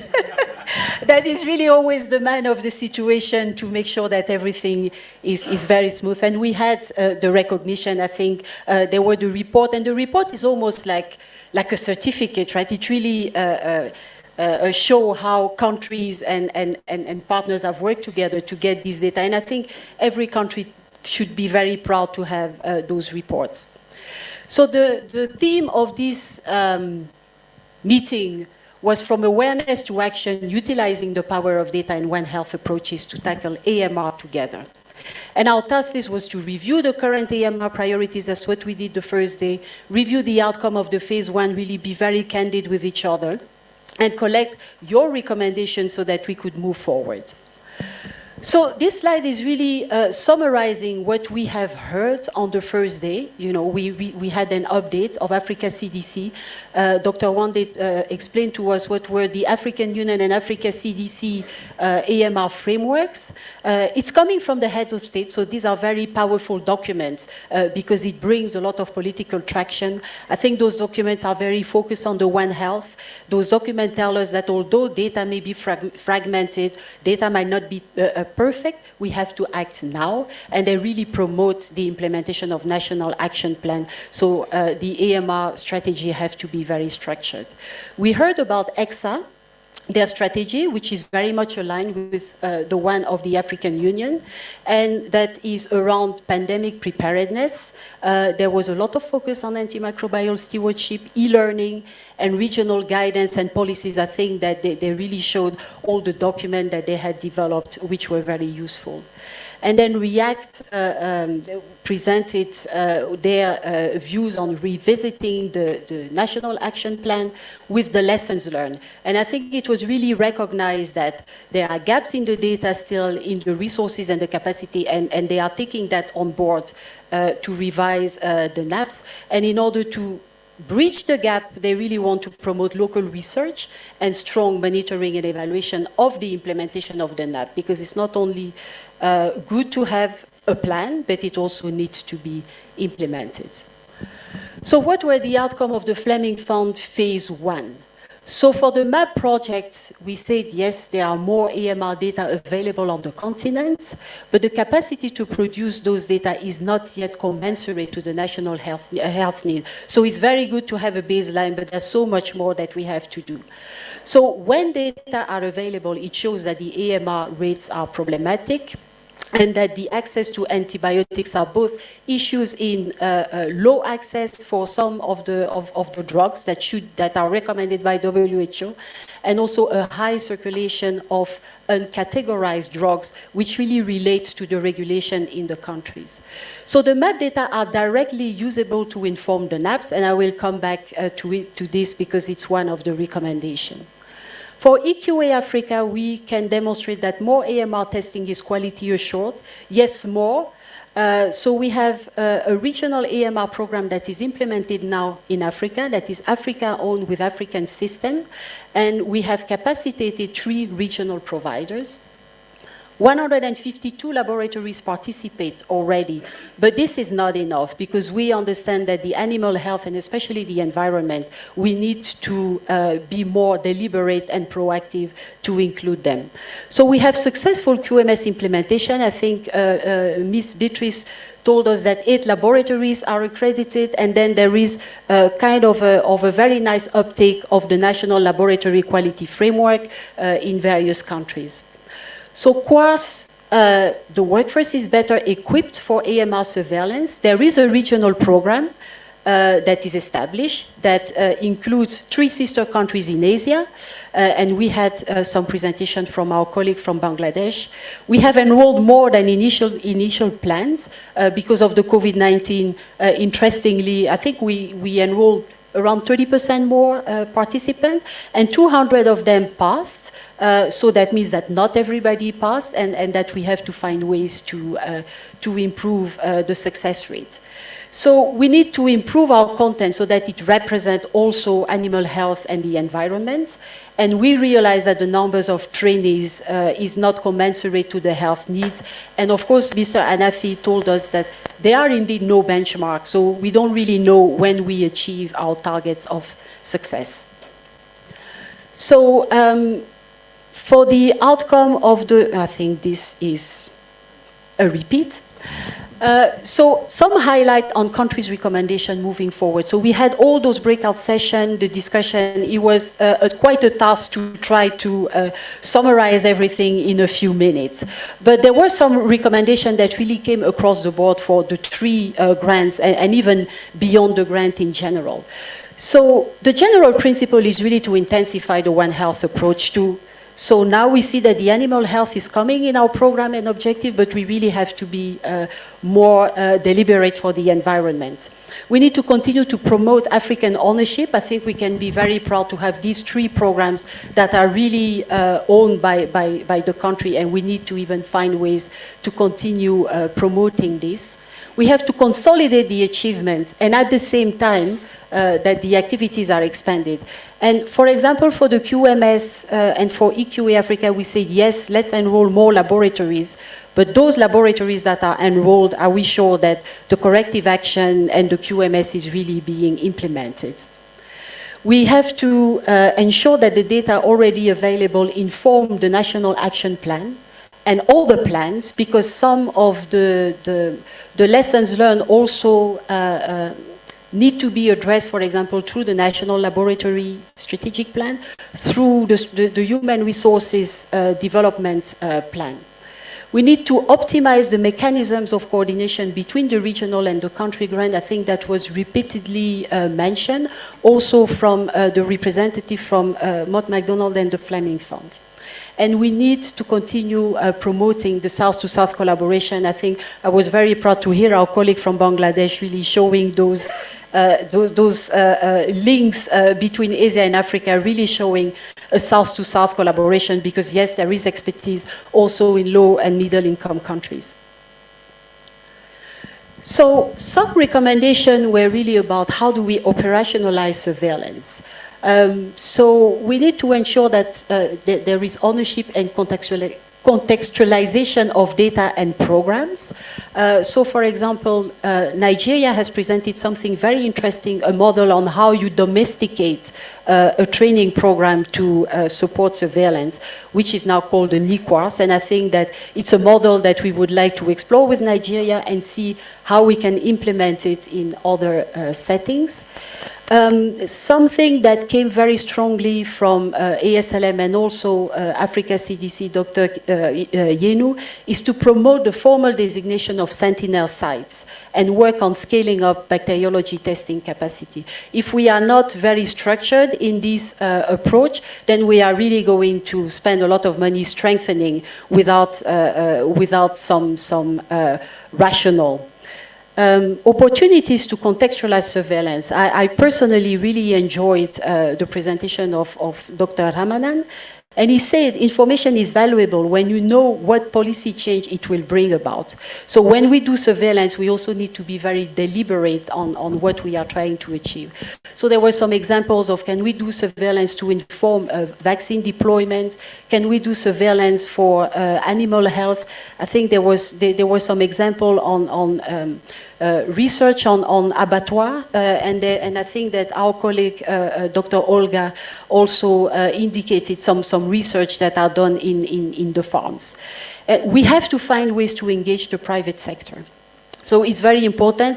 There is a lot of capacity in the private sector, and if we need to increase the coverage and representativeness of the data, then that would be very important. And I think Nigeria, again, proposed some example on how they engage with the private sector to discuss with them and not to force them to be part of surveillance, but really see from their own perspective how that could happen. In terms of coordination and policy, one recommendation was to provide opportunities for increasing the visibility and capacity of the AMRCC. So visibility, they really need to be very high up in the organigram of the Ministry of Health, Agriculture, so that when decisions are taken, they can be very quickly implemented. And then for the capacity of the AMRCC, I think Africa CDC and Dr. Wande came with a very interesting proposition on how there could be exchange programs or how we could link the AMRCC through a community of practice that could help develop the coordinating capacity of this group. So work on benchmarking and regulating the AMR services, including the workforce competence and all the quality insurance. So how many laboratories do we need? What are they supposed to do? What should be the requirement for the workforce so that when we work, we are sure that we achieve what we set out to do at inception?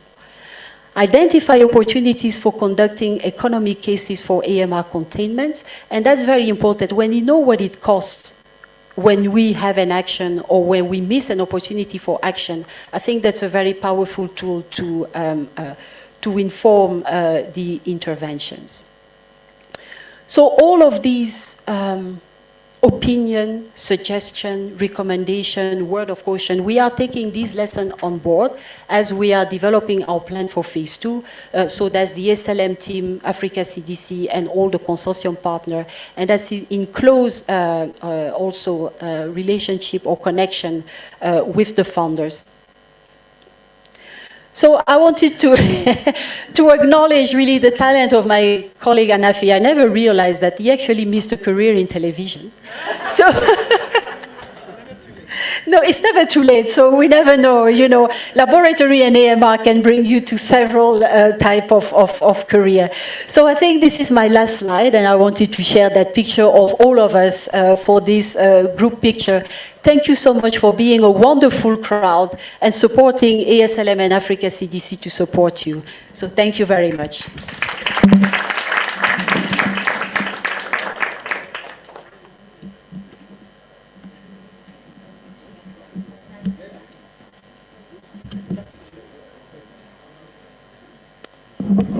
Thank you very much, Dr. Pascal. That was excellent as always. So we will proceed to our certification ceremony, where we are going to recognize the good work that has been done under the course. So I'm going to invite Dr. Yenu to come to the stage.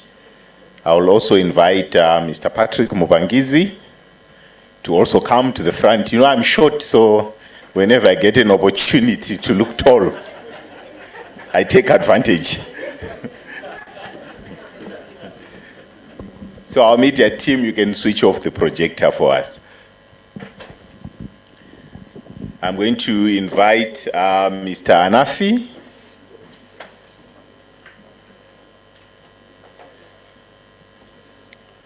To come up front, and the representative from the government of Kenya.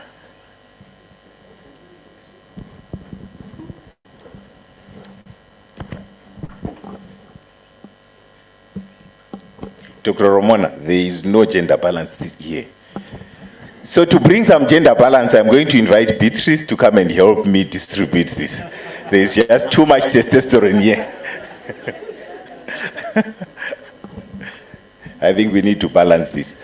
So as we indicated that we are going to appreciate our focal points in the ceremony, the first appreciation certificate goes to Susan Githi.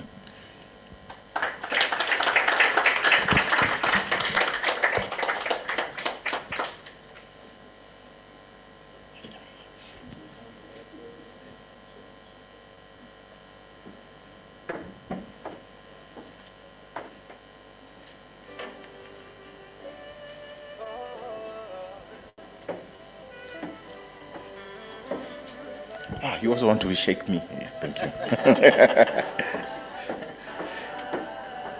The next appreciation appreciation certificate for the focal point goes to Romona Ndani.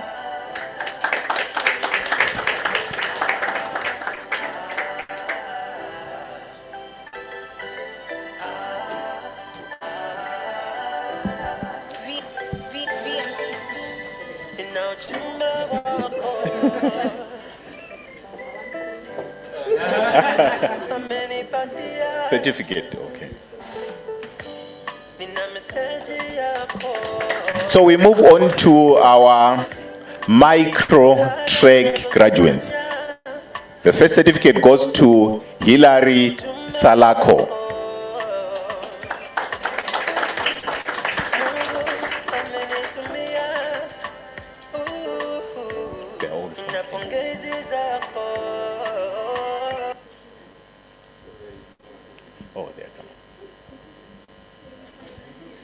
A round of applause for Hilary.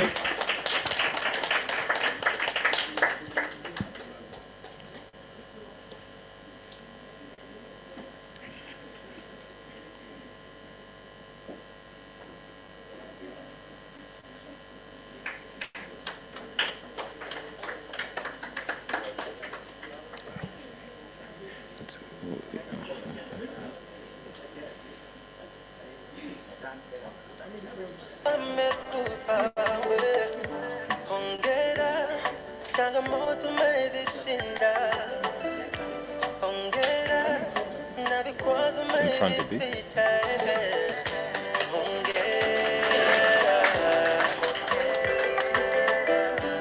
The next certificate goes to Collins Omondi.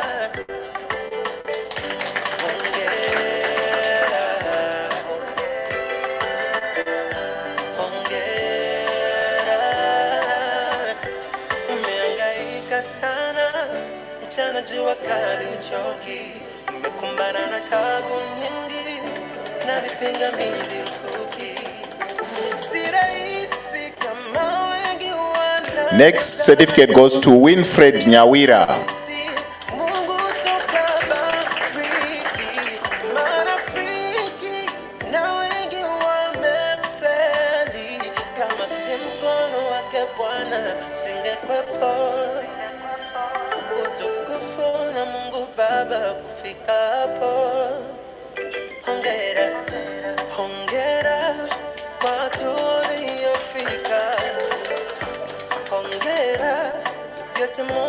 The next certificate goes to Joanne Maina.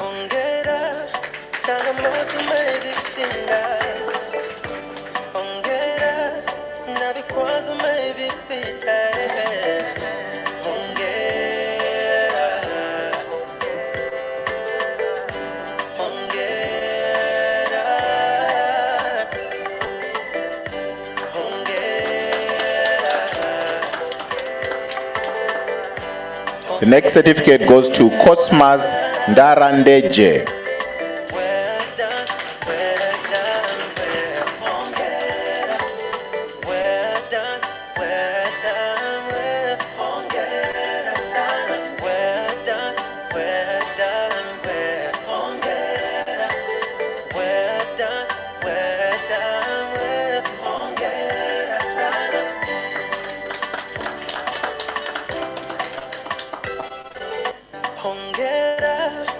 The next certificate goes to Esther Wanjiri Mbugia.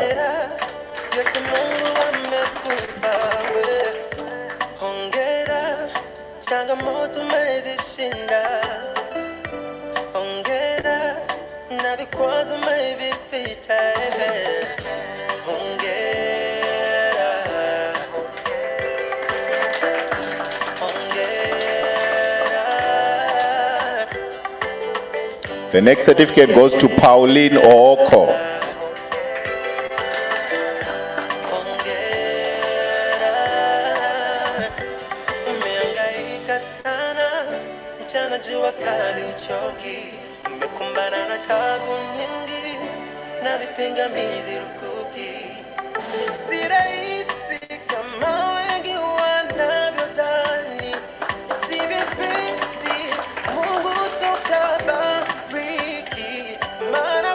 The next certificate goes to Lillian Couture. wake Bwana singekwepo. Utukufu na Mungu Baba kufika hapo. Hongera, hongera kwa hatua uliyofika. Hongera yote Mungu amekupa.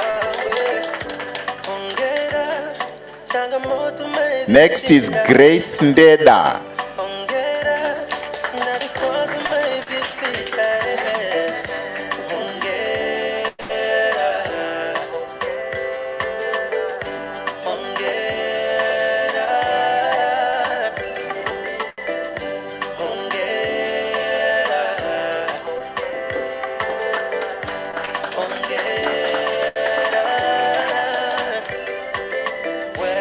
The next certificate goes to Nora Nkoya.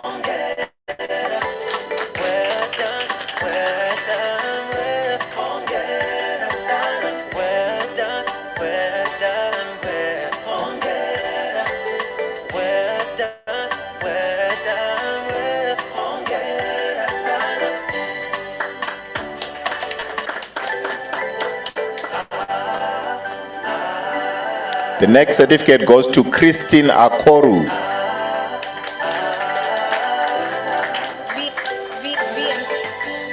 Nina ujumbe wako,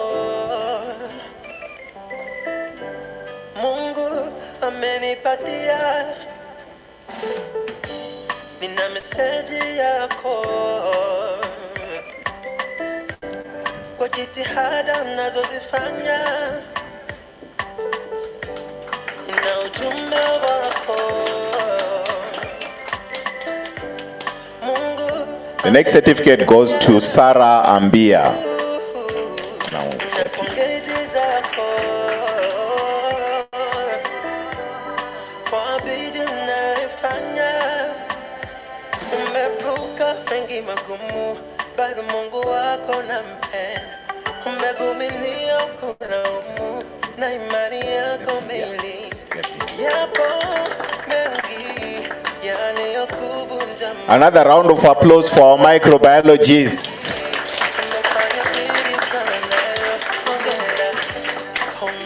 We are now going to welcome successful candidates under the EpiTrek. The first certificate goes to Kelvin Loye. Changamoto umezishinda. Hongera na vikwazo umevipita. Hongera, hongera. The next certificate goes to Alfred Maza.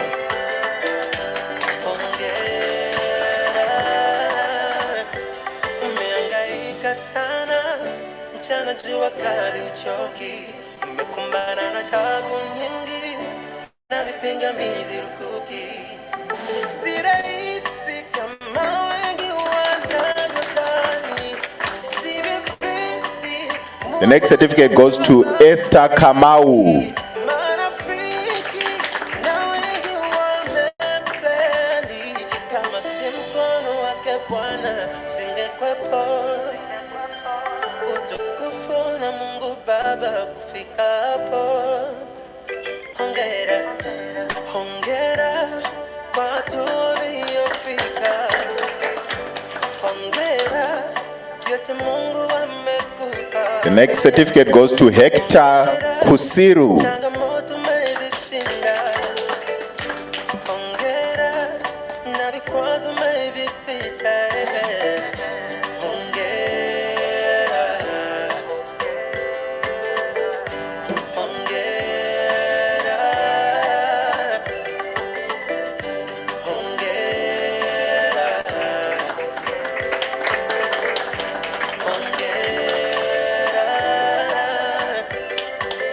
Well done, well done, well. Hongera, well done. The next certificate goes to Nancy Mulwa.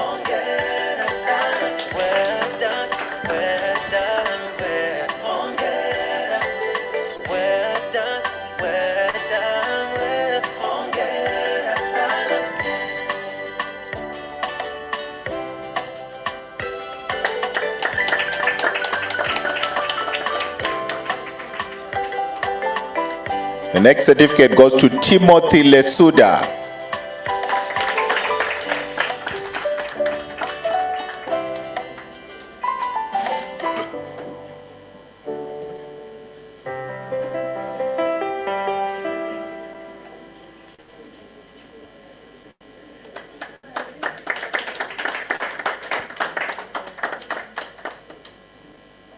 Next certificate goes to Eliud Wainaina.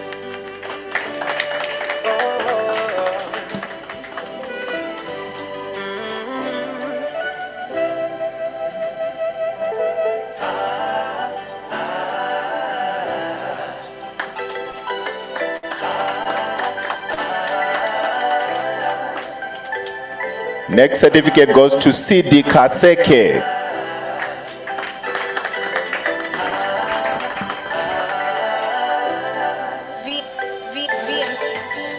Nina ujumbe wako,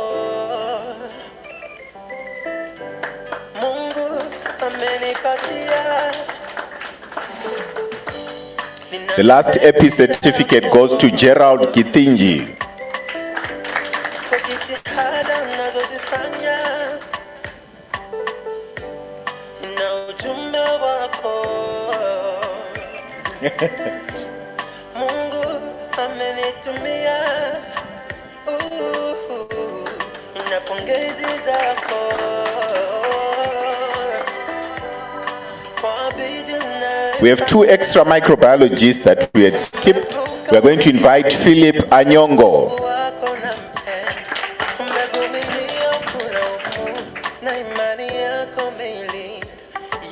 They are not here.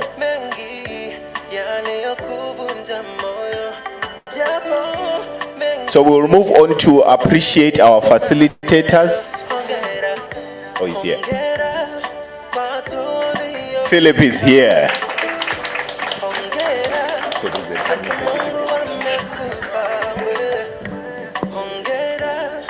changamoto umezishinda, hongera na vikwazo umevipita.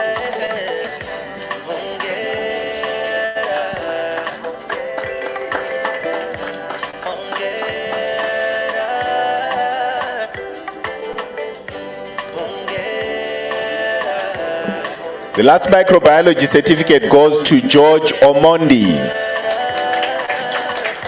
It's also a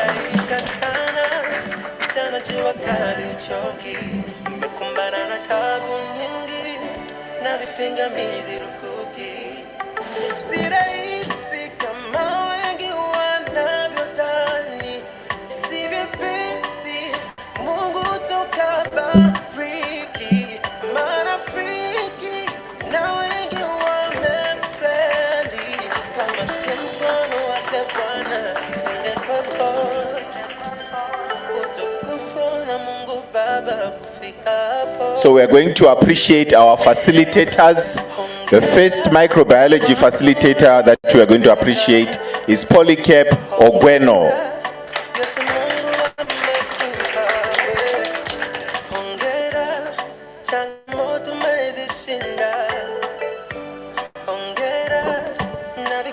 A round of applause for him.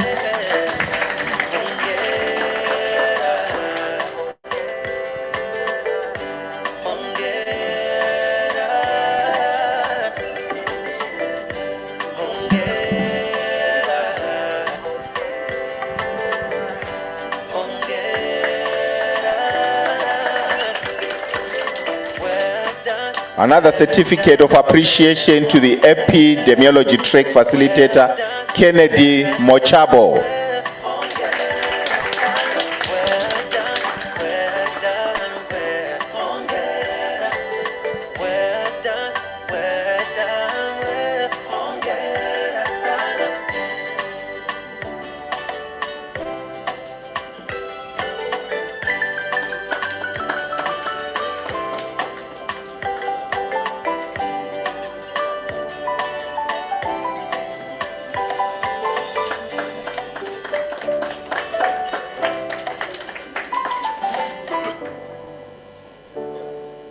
The next certificate goes to Joshua Orungo.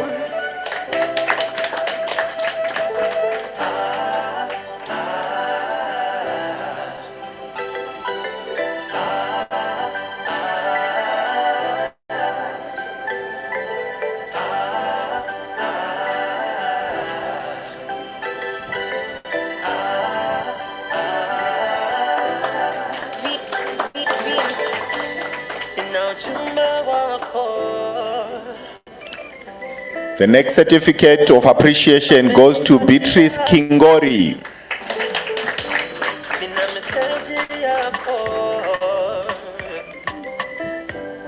Kwa jitihada mnazozifanya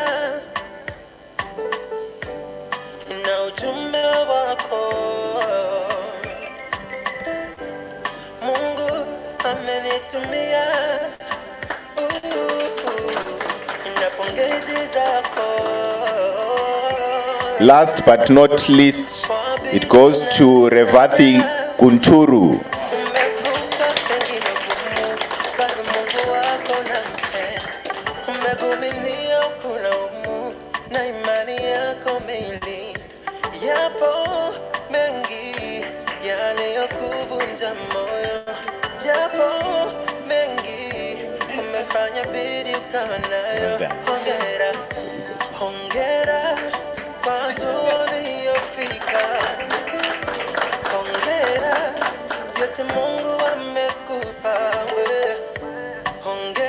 Wonderful, thank you very much. So we are going to invite all the graduates to come for a group photo with our dignitaries here, then we can do the closing ceremony.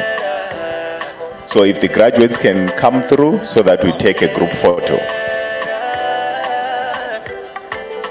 Sorry, with photo some would stand here. It's okay. They've gone.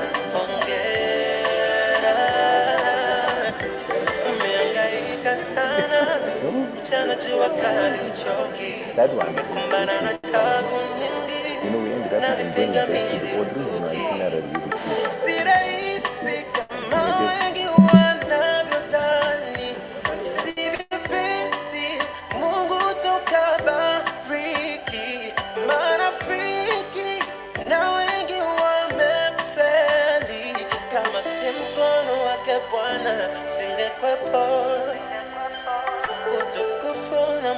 Baba kufika hapo.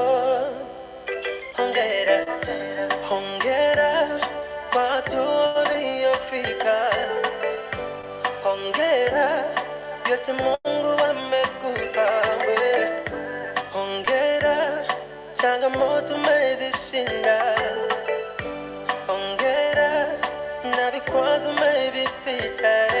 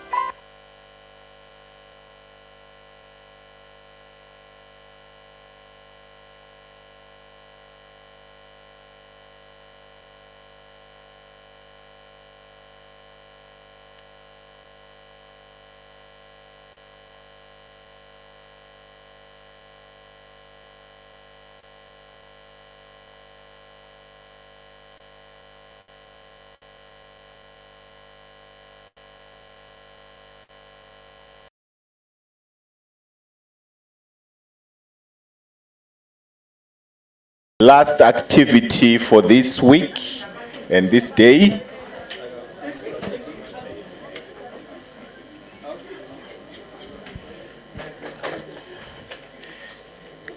Great, thank you very much, graduates, facilitators, and our focal points. This is really great. So this brings us to the last session, which is the closing remarks, where we will get some remarks from Africa CDC, Dr. Yenu, from Mott MacDonald, Mr. Patrick, from ASLM, Dr. Maruta, and our Ministry of Health, Government of Kenya, will then close it up for us from Mr. Emmanuel. So without much further ado, I'll invite Dr. Yenu to give us his closing remarks.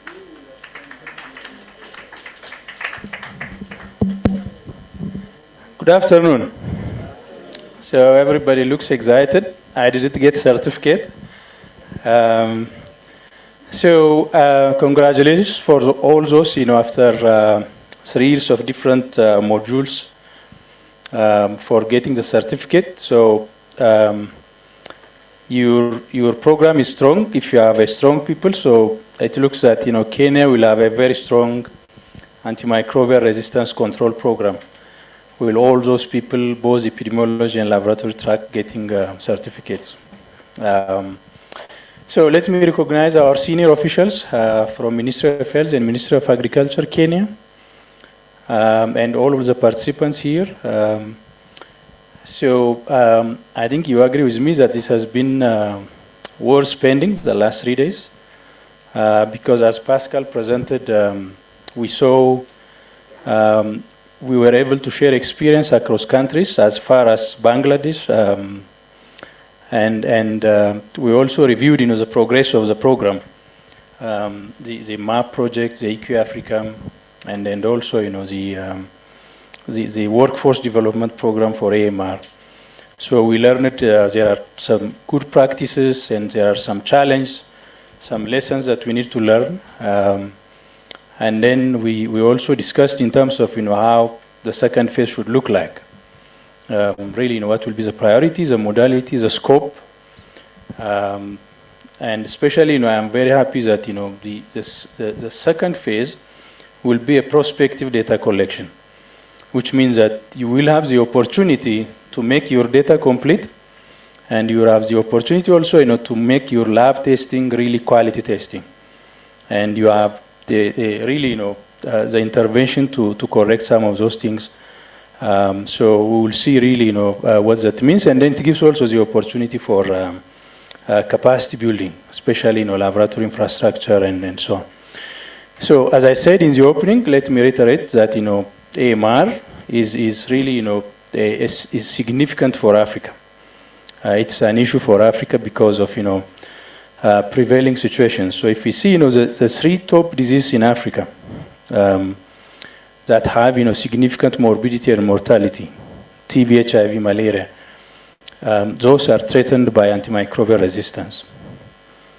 And there are really, many other hospital-acquired infections because of drug-resistant pathogens. And in terms of our treatment options, we are left with really, very few antibiotics, and those are also being used irrationally, and we will end up, in having no options, and we are in a desperate situation. So I think it's high time that we take, AMR seriously, and as long as, we have high-level advocacy, so let's work also in a program that really improves, the AMR situation.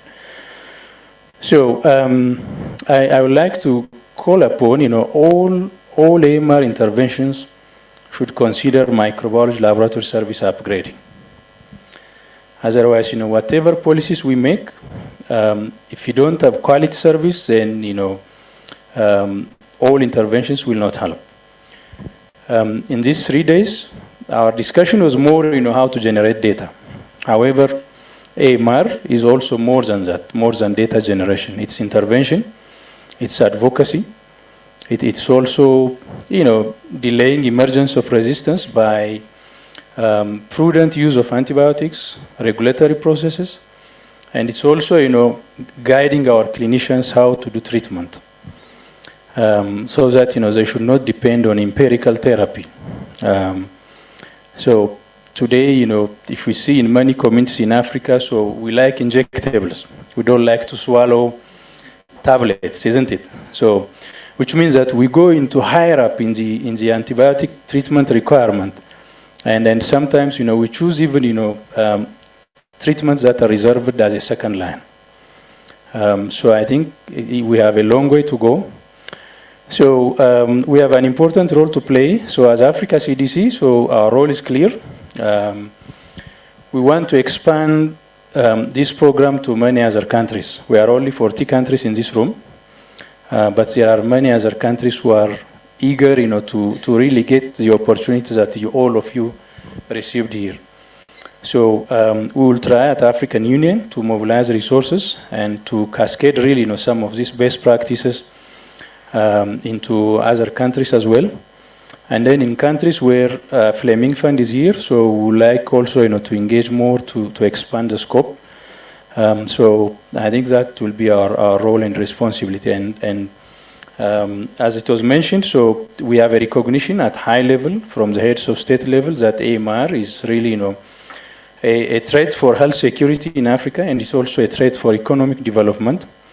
And it's also becoming really an economic issue, because treating antibiotic resistance infection is expensive. Your hospitalization rate will be high, hospital stay is high, so it will be a big one. And second line drugs are always expensive. So we are coming from that policy angle, so we will play our role. So let me take this opportunity to really thank ASLM, led by Pascal, for the last 3 or 4 years, to really make this a successful project. Success brings success. That's why our funders are ready to extend this program for another 2 or 3 years. If you have not demonstrated that, so I think we will not have been given that chance to really continue with this project. So I would like to thank all of the partners that were part of the implementation of this consortium, this program.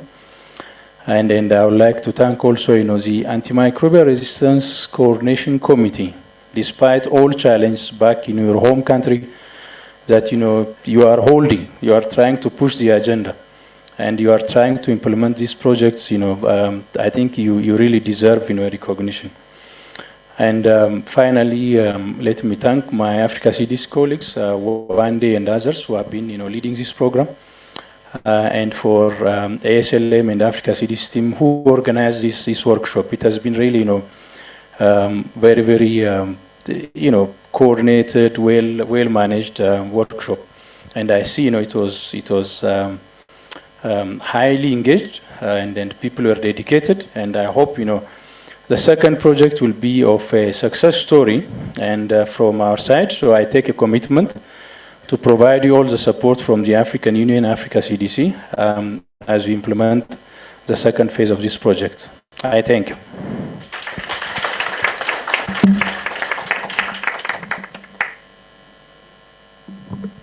Thank you very much, Dr. Yenu, for those remarks.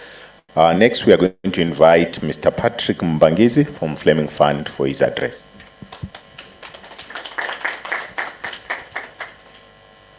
Now I can speak without a speech, because I know what I'm going to say. The representatives, government of Kenya, and colleagues here, the graduates, most importantly, I've seen adult learners and facilitators and colleagues, ladies and gentlemen. So the Fleming Fund, when we started in 2016, there were little or no microbiology services taking place in several of the countries that we have supported. We've seen tremendous growth in terms of the human resource capabilities and the capabilities of the laboratories to actually produce data, and some of the countries that have been able to use it.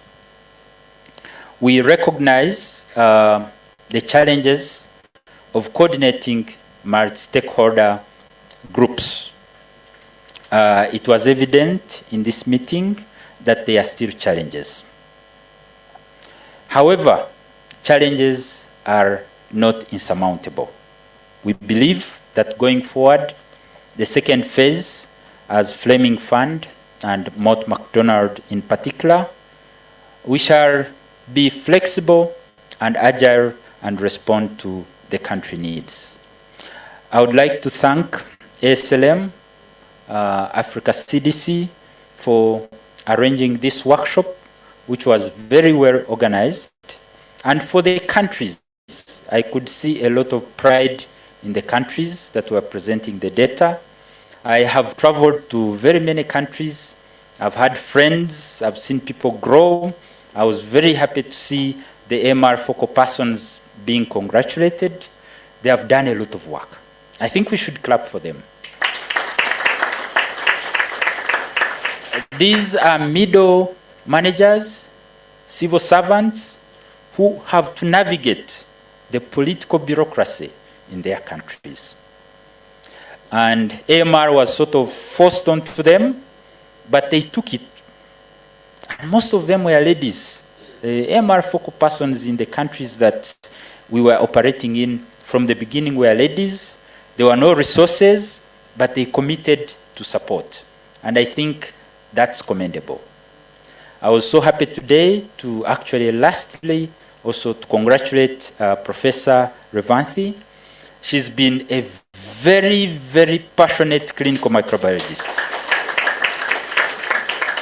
In the region, when I started my job, she taught me even terms in microbiology. I was not a microbiologist, but now I'm almost asking for a certificate. So going forward, we commit on behalf of the Fleming Fund and Mott MacDonald to support you and flexibly as possible. We shall remain to be candid, we shall be very resolute, and there are things you ask for that we shall not give you. There are things we shall give you. I know I'm talking about countries they know. There are things that will be available. There are things that will not be available. So having that challenge, we have to work towards sustainability. Institutionalization of AMR into government programs. I was happy to see the NIQUAS. I'm sure all the countries have something like NIQUAS, looking at how you domesticate some of these programs into the government structures. We have to look at budgets. We have to look at how we attract other partners into AMR funding. In one of the sessions, somebody mentioned that Fleming Fund should become the global fund of AMR. The problem with that is that Fleming Fund is a UK aid program. So we have to work together and pull other partners to go into that program to make sure that we can support countries better. But as I said in the beginning, there are opportunities at the Global Fund, opportunities with the World Bank and other partners who are having bilateral discussions. So it is upon us to make sure that we are on the table, we are able to put in AMR to be supported, but even in our national budgets to ensure that the relevance of AMR is maintained at the highest level.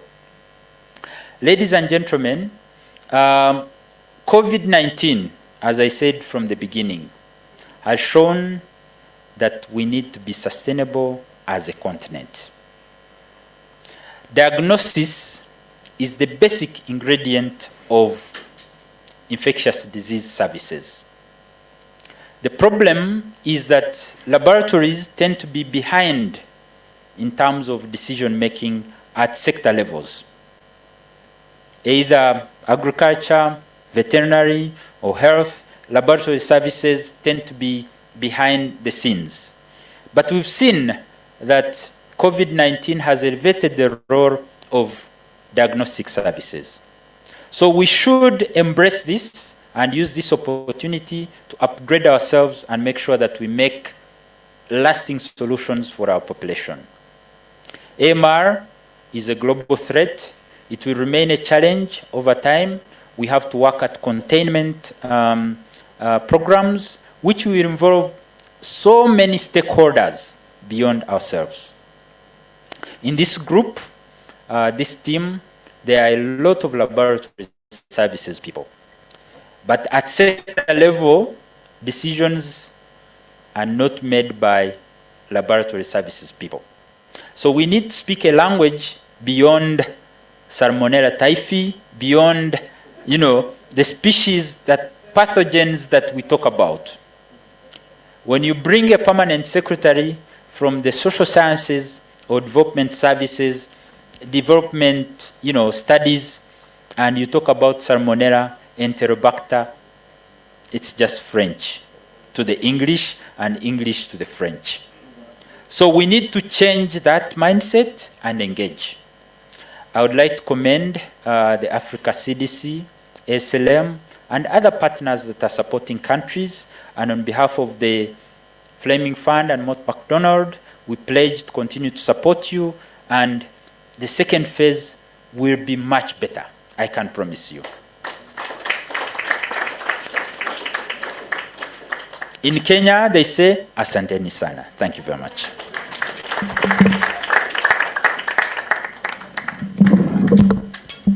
Thank you very much, Mr. Mbangizi.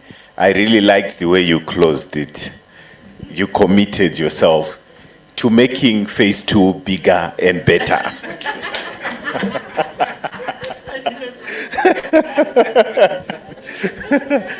So with that, I'm going to invite Dr. Chokmo Maruta from ASLM to give us his remarks. Thank you very much, Program Director. And I think it's good, yes, Edwin, that I'm talking and speaking after those who move around with briefcases with some small papers inside that has been tasked by our heads of states to safeguard the security of Africa. We are pleased to note that Africa CDC has also made some very significant progress in the last few months in implementing the Africa Union Executive approval of the revised stature, make Africa CDC more independent and also making it more flexible in terms of responding to our health emergencies in the region. And among these, giving it the authority to declare public health emergencies in consultation with member states in the Africa region. Africa CDC, your trust in ASLM, which has been exhibited by the partnerships that we have in many programs and projects, not only in lab system strengthening, is a true demonstration of the new public health order pillar of trusted partnerships. For it is said, if you want to go fast, just go alone. But if you want to go far, go together. This is a true demonstration of the need for trusted partnerships. To our participants representing your respective governments, there's no way we would have been here in this consultative meeting without you. I recall the tough and very candid discussions we had during the launch of the MAP project in Addis Ababa for those that were there during that time. When at some point it all seemed very impossible what we were trying to, the journey that we were trying to go to. But like as what Mandela said, it all seems so impossible until someone else has done it. We have done it. We now have quality, usable AMR and AMU baseline data. So let's take a moment to celebrate and congratulate ourselves on this achievement.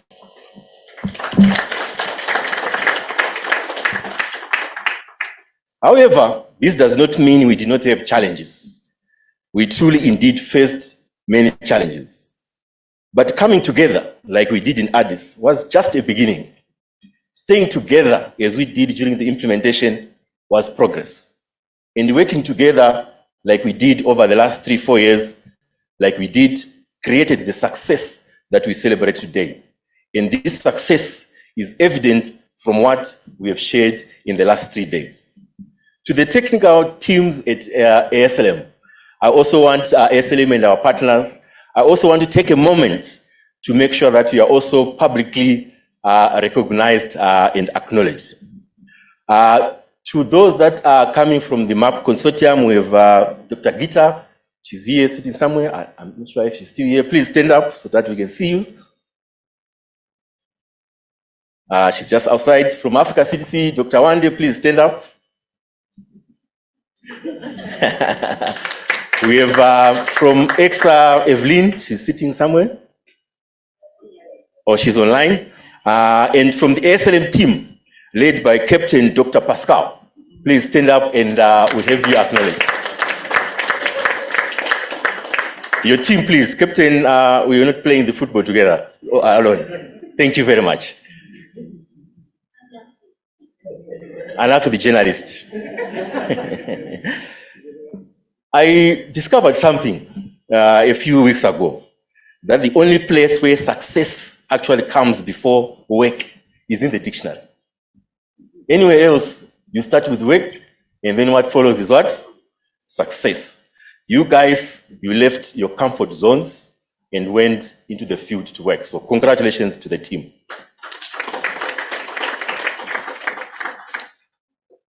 In the ASLM mission, there are two key ways that are there if you check. These are to enable and to empower. And this is to enable and empower national stakeholders in order to enhance laboratory profession, laboratory practice, to enhance science, and also to enhance our networks. Our new 5-year strategy from 2023 to 2027, which will be launched soon, is, among other areas, prioritized the refining and improvement of ASLM 3 core technical areas, of which the first one is education, training, knowledge, and knowledge sharing.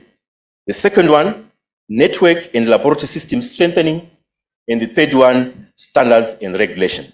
Ladies and gentlemen, the work that we presented and discussed in the last 3 days, and also what we plan to do in the phase 2, as already mentioned in the last 2 days, clearly fits into this vision, which our CEO has for taking ASLM and the profession to the next level. We heard that there were 331 laboratories and laboratorians and epidemiologists, professionals who were trained, and some of them certified today from 17 countries.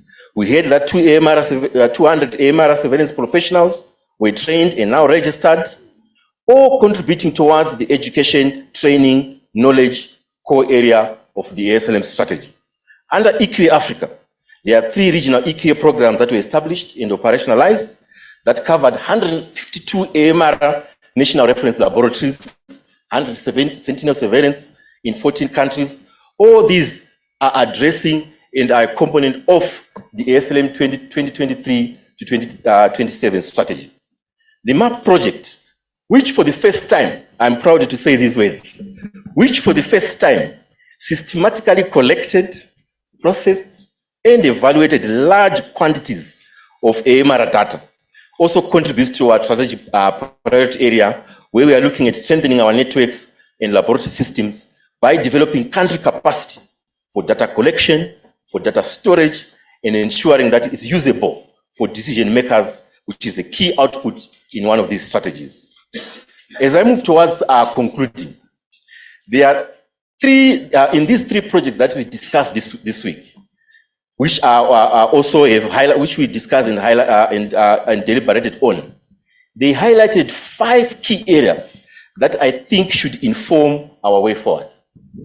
Firstly, I would like to recall what Dr. Yin said in his opening remarks. AMR is no longer a threat. It is actually an emergency. This indeed is true. For nearly 1.3 million deaths in 2019 were attributed to AMR, with Africa having the highest mortality rate of 27.3 deaths per 100,000 from AMR infections. Results from MAP also showed that 12 of the 14 countries scored at least twice more than the set threshold of 25% drug-resistant index. Certainly, we cannot continue doing our business the same way and expect different outcomes. A paradigm shift is needed, and this paradigm shift is needed as of yesterday. Secondly, again recalling what Dr. Yin said in his opening remarks, no single solution will solve the AMR problem. Therefore, a multi-effort and multi-sectorial approach is required. The multidisciplinary partnership using One Health approach used in phase 1 needs to be strengthened.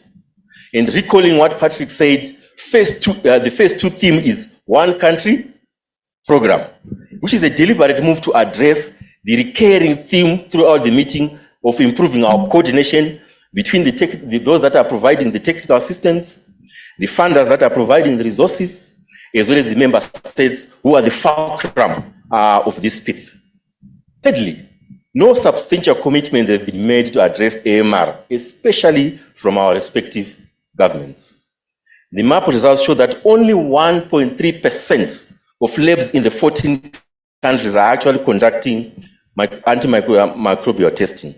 Only 20% of the 205 labs that were surveyed are actually using automated methods for pathogen genomics.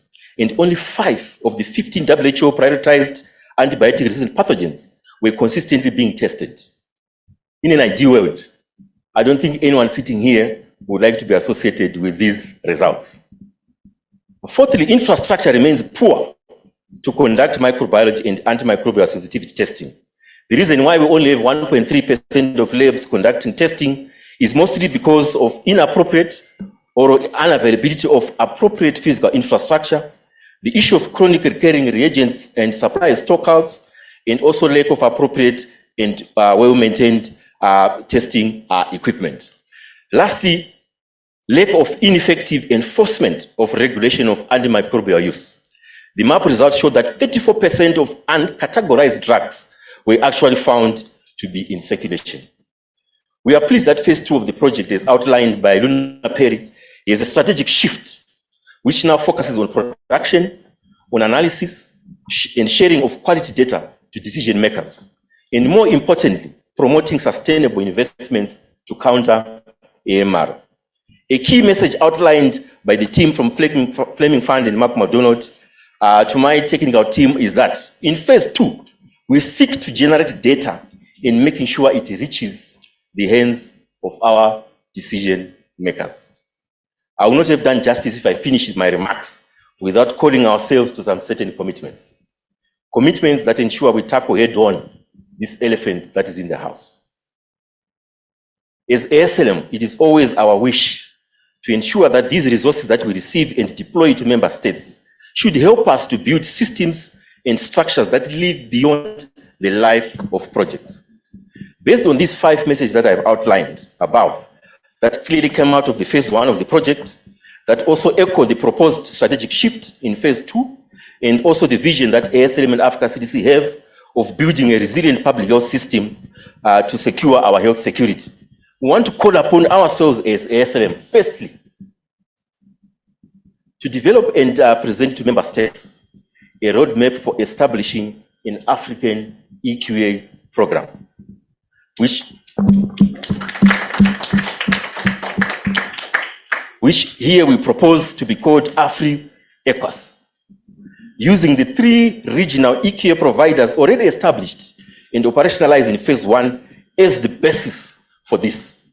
This roadmap that ASLM should come up with should also include provision of seed funds and also establishment of a governance structure, as well as development of a business plan to ensure that there is sustainability. And secondly, ASLM assisted and guided by Africa CDC to develop a concept note on building a regional resourced response to combating AMR as a public health emergency. Following which they firstly should convene regional meeting of member states, bilateral, multilateral, private, civil organizations for engagement in building this multi-sectorial or inclusive regional resource response to combating AMR as a public health emergency. And then secondly, supported by Africa CDC, present this concept note to the appropriate Africa Union structures and leadership to adopt and officially launch this regional response to combating AMR as a public health emergency. We would like to draw lessons from COVID-19, where our political leaders came together and set up platforms for a regional, multi-sectorial response operating from one plan as a region. We would like to take that because AMR has also reached these stages of being a public health emergency. These, ladies and gentlemen, are 2 commitments that we, as ASLM, we have to take responsibility. Lastly, I hope you've enjoyed the vast hospitality of Kenya, for they say a child that does not travel thinks their mother is the best cook. It is also good to have an end to the journey, but it is the journey that we have traveled together in the last 3 or so 4 years that matters in the end. Safe travels, bon voyage, safari njema. Thank you, ladies and gentlemen.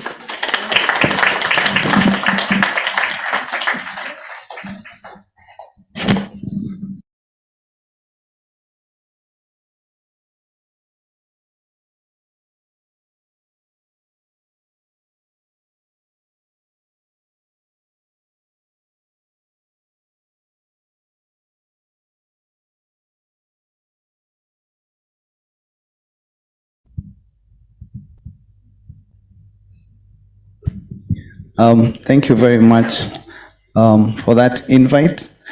I think it's going to be a challenge for me to make a speech when the gurus in AMR have already made their remarks. I think for me it was also a learning process, and there are a number of things I picked already from the speeches, but please allow me to make just 1 or 2 remarks in the tradition of thanking all of us for making time to attend this very important meeting.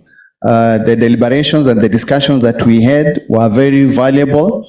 I'm sure we have all benefited, and we are going to utilize this recommendation as we are going to review our NAPs.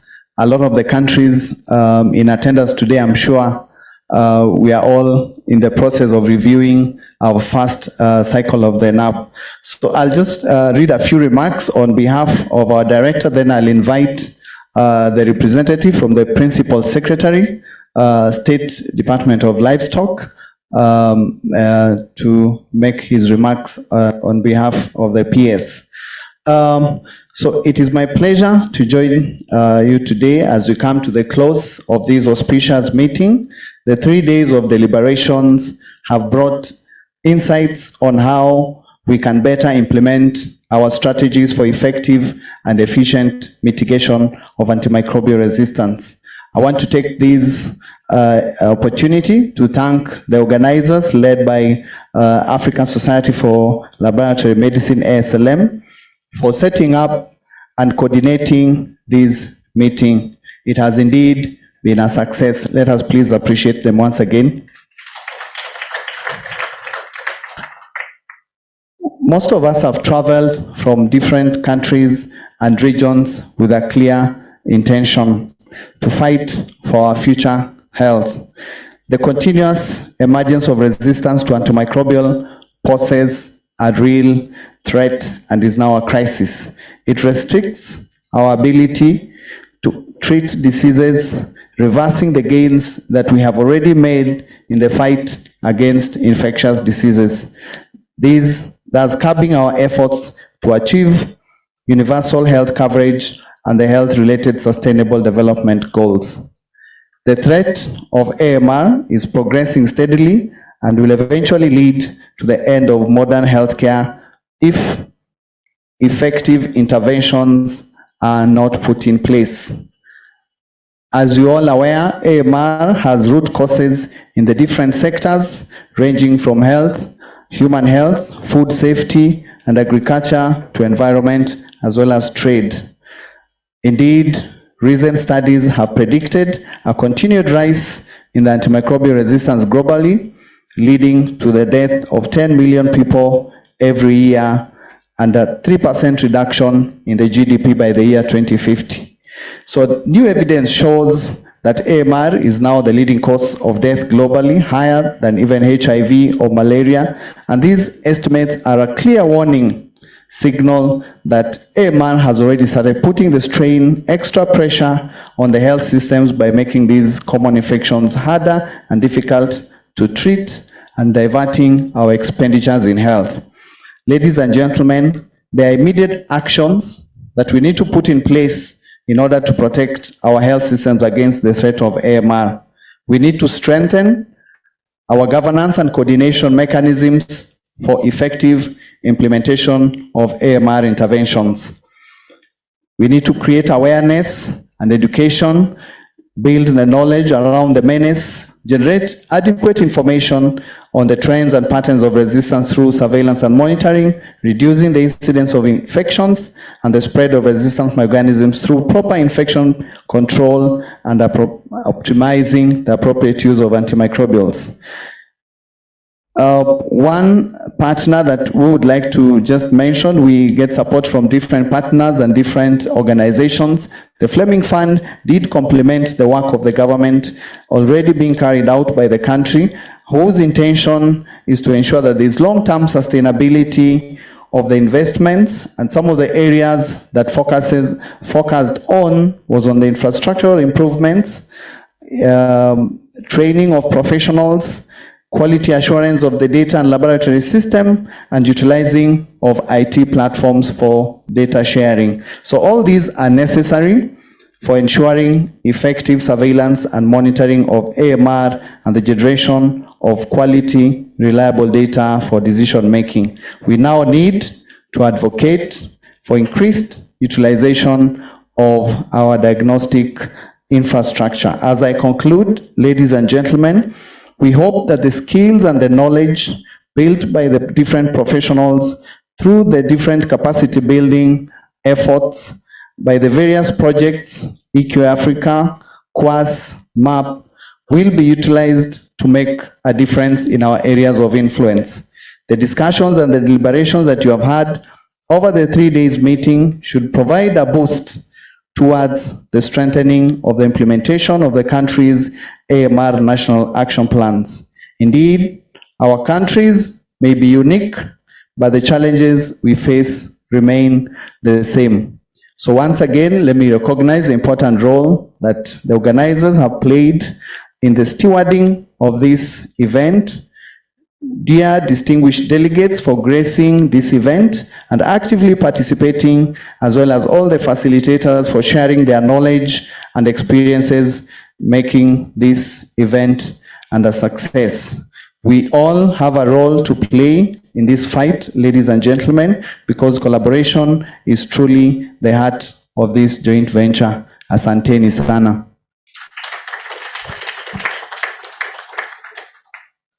So let me take this opportunity to invite a representative of the Principal Secretary from the State Department of Livestock. Karibu sana Daktari. Please let's welcome him.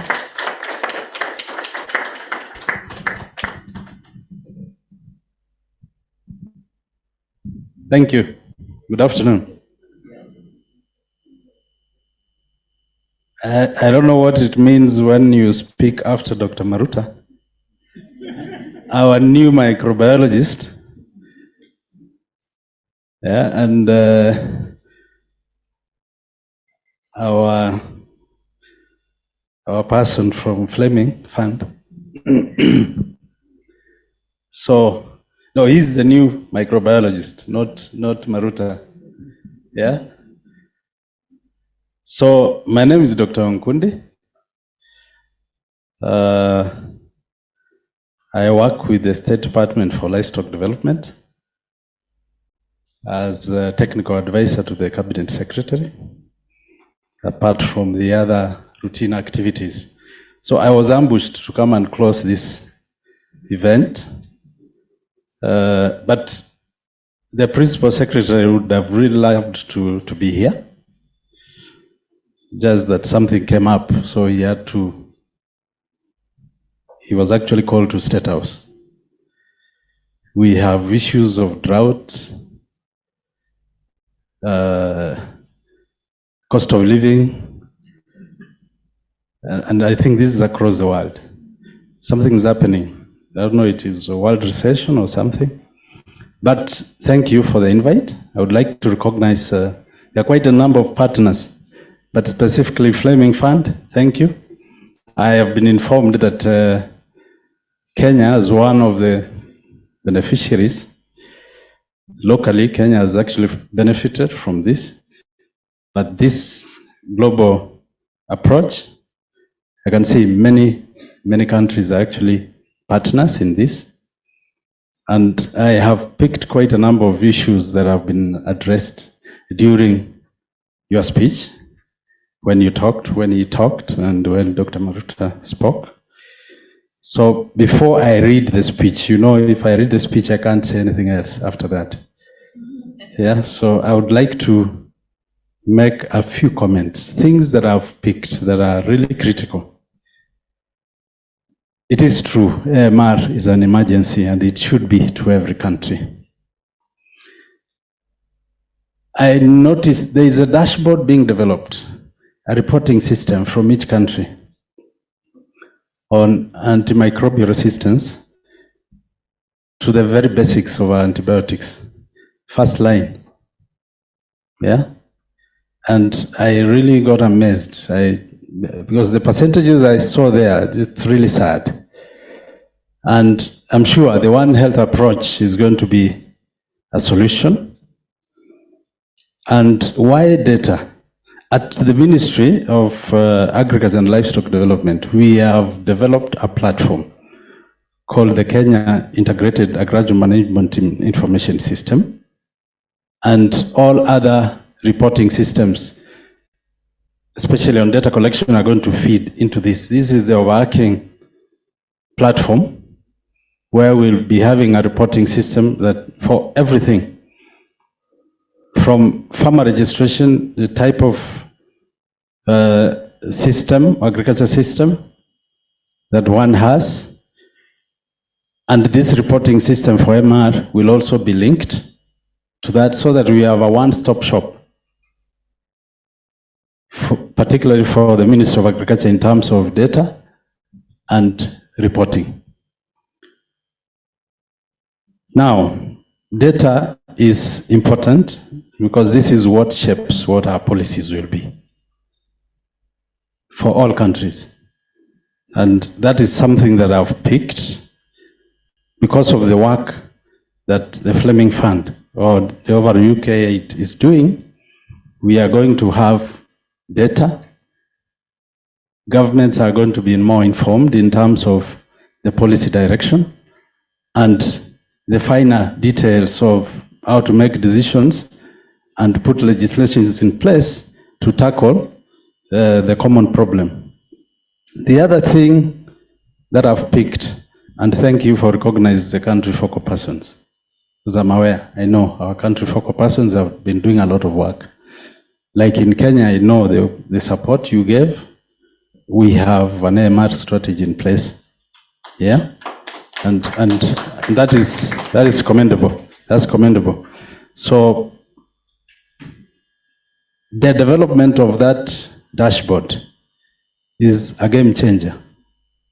If it wasn't there for me at policy level, I wouldn't have known exactly what is happening, but it was also brought to my attention, and that's how I went in, tried to see what is happening, and I got that information.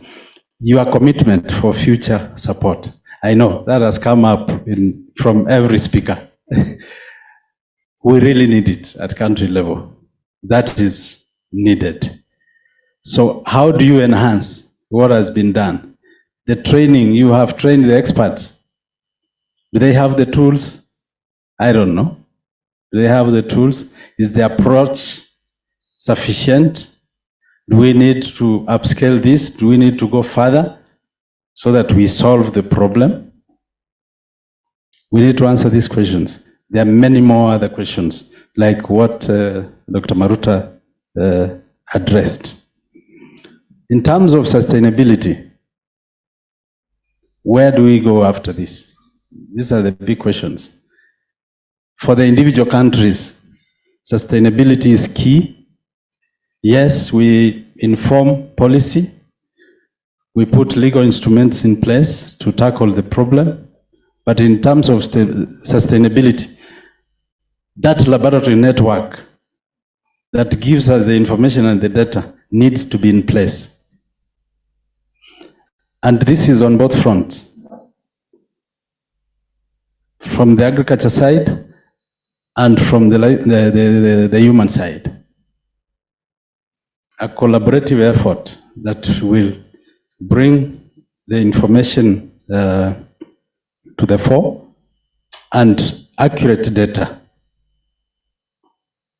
Yeah? You talked about reference laboratories. A reference laboratory goes a step further because this is accredited. These are labs that are accredited, 17025, that has a quality management system in place. So it means even the level of data, the quality of data that comes out of that is trusted. Yeah? So I don't know whether the Fleming Fund will go further to support countries to have quite a number of laboratories accredited to the level of reference. Okay? That's a challenge because even in Kenya itself, we have very few. How many do we have, Dr.? Accredited laboratories? Reference? 2 in animal health. Dr. Tanui, how many do we have on the human side? Quite a number. Reference laboratories. He's aware of 2. So you see, if I asked the others from other countries, do you have somebody from Zambia? Sierra Leone? How many? Just 1, the whole country. Gabon? Uganda? Sebo, where you come from? I come from Uganda. Yes, you have 2. So you see the challenge? You see the challenge? Because then, if our target is accreditation, it means the capacities have to be built to that level, which is higher. PSL levels have to improve, the capacity of the operators, the technologists, the technicians, the technologists, and even the level of equipment has to be improved. So that's a challenge, so that we are able to get a certain quality of data. So the multi-sectoral approach is very important. This is quite important. And maybe it is one of the areas that now, particularly for Africa, that we really need to focus on. Institutionalization, putting institutional structures. We have the legal instruments in place as a country. I'm not talking about the countries, but then the institutions, and that's what I'm talking about, governance and the facilities that are required in AMR surveillance. Maybe that's the next level that we need to look at. Then enforcement of some of those measures that we'll have proposed as countries through our participatory approaches. So those are my personal comments at policy level. Now, allow me then now to read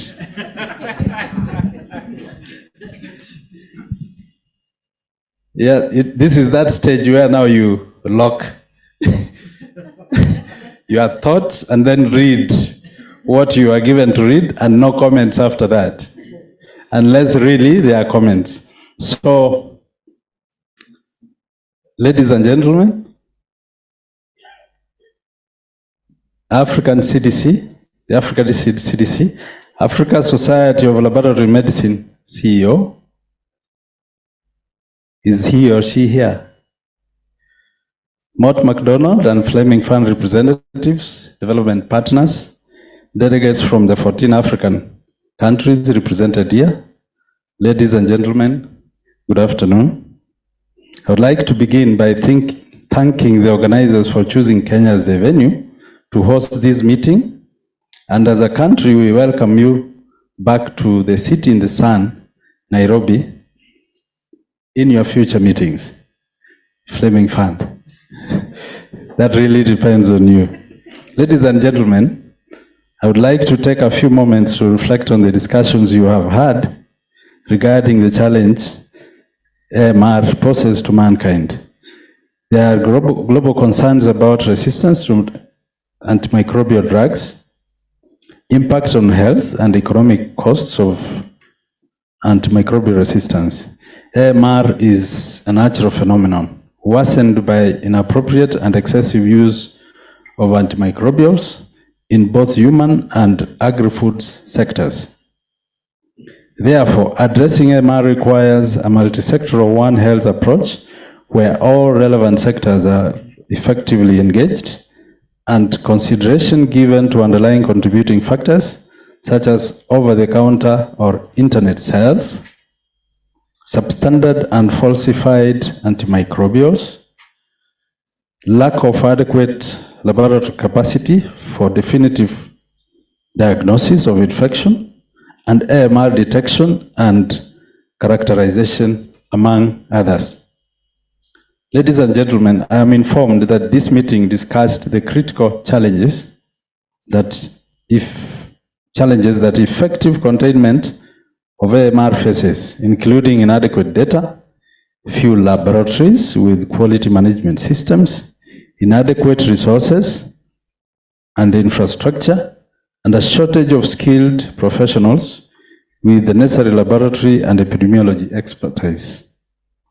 I'm thankful to note that through the Fleming Fund Regional Grant, a consortium of international organizations led by Africa Society for Laboratory Medicine, with strategic support from Africa CDC, are implementing activities to strengthen AMR containment strategies in 14 countries of Africa to address these challenges.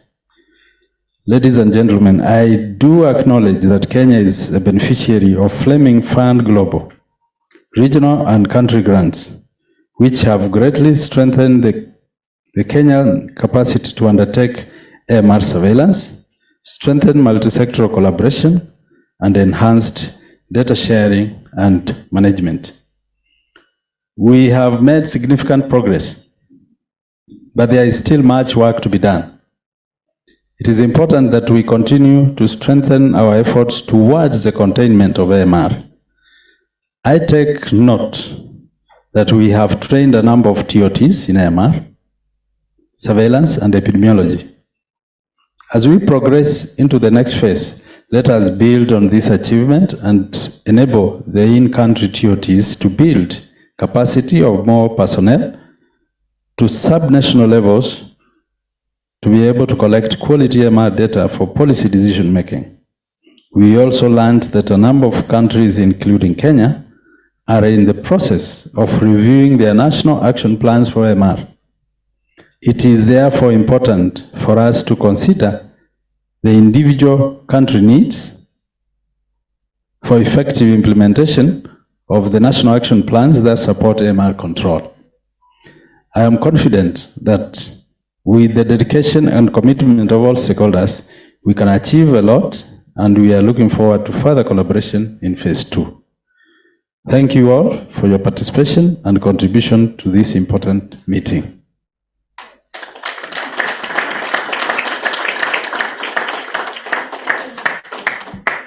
No speaking after. But thank you, welcome back again in future. Yeah. So asanteni sana. And do I officially declare this congregation closed? The meeting closed. Thank you.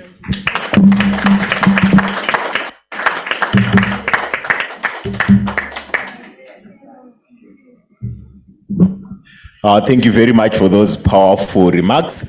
So as he indicated that he has given the final remarks, no other remarks. All I have to do is to thank all of you for the great contributions that you have made during these 3 days. So a round of applause for all of us.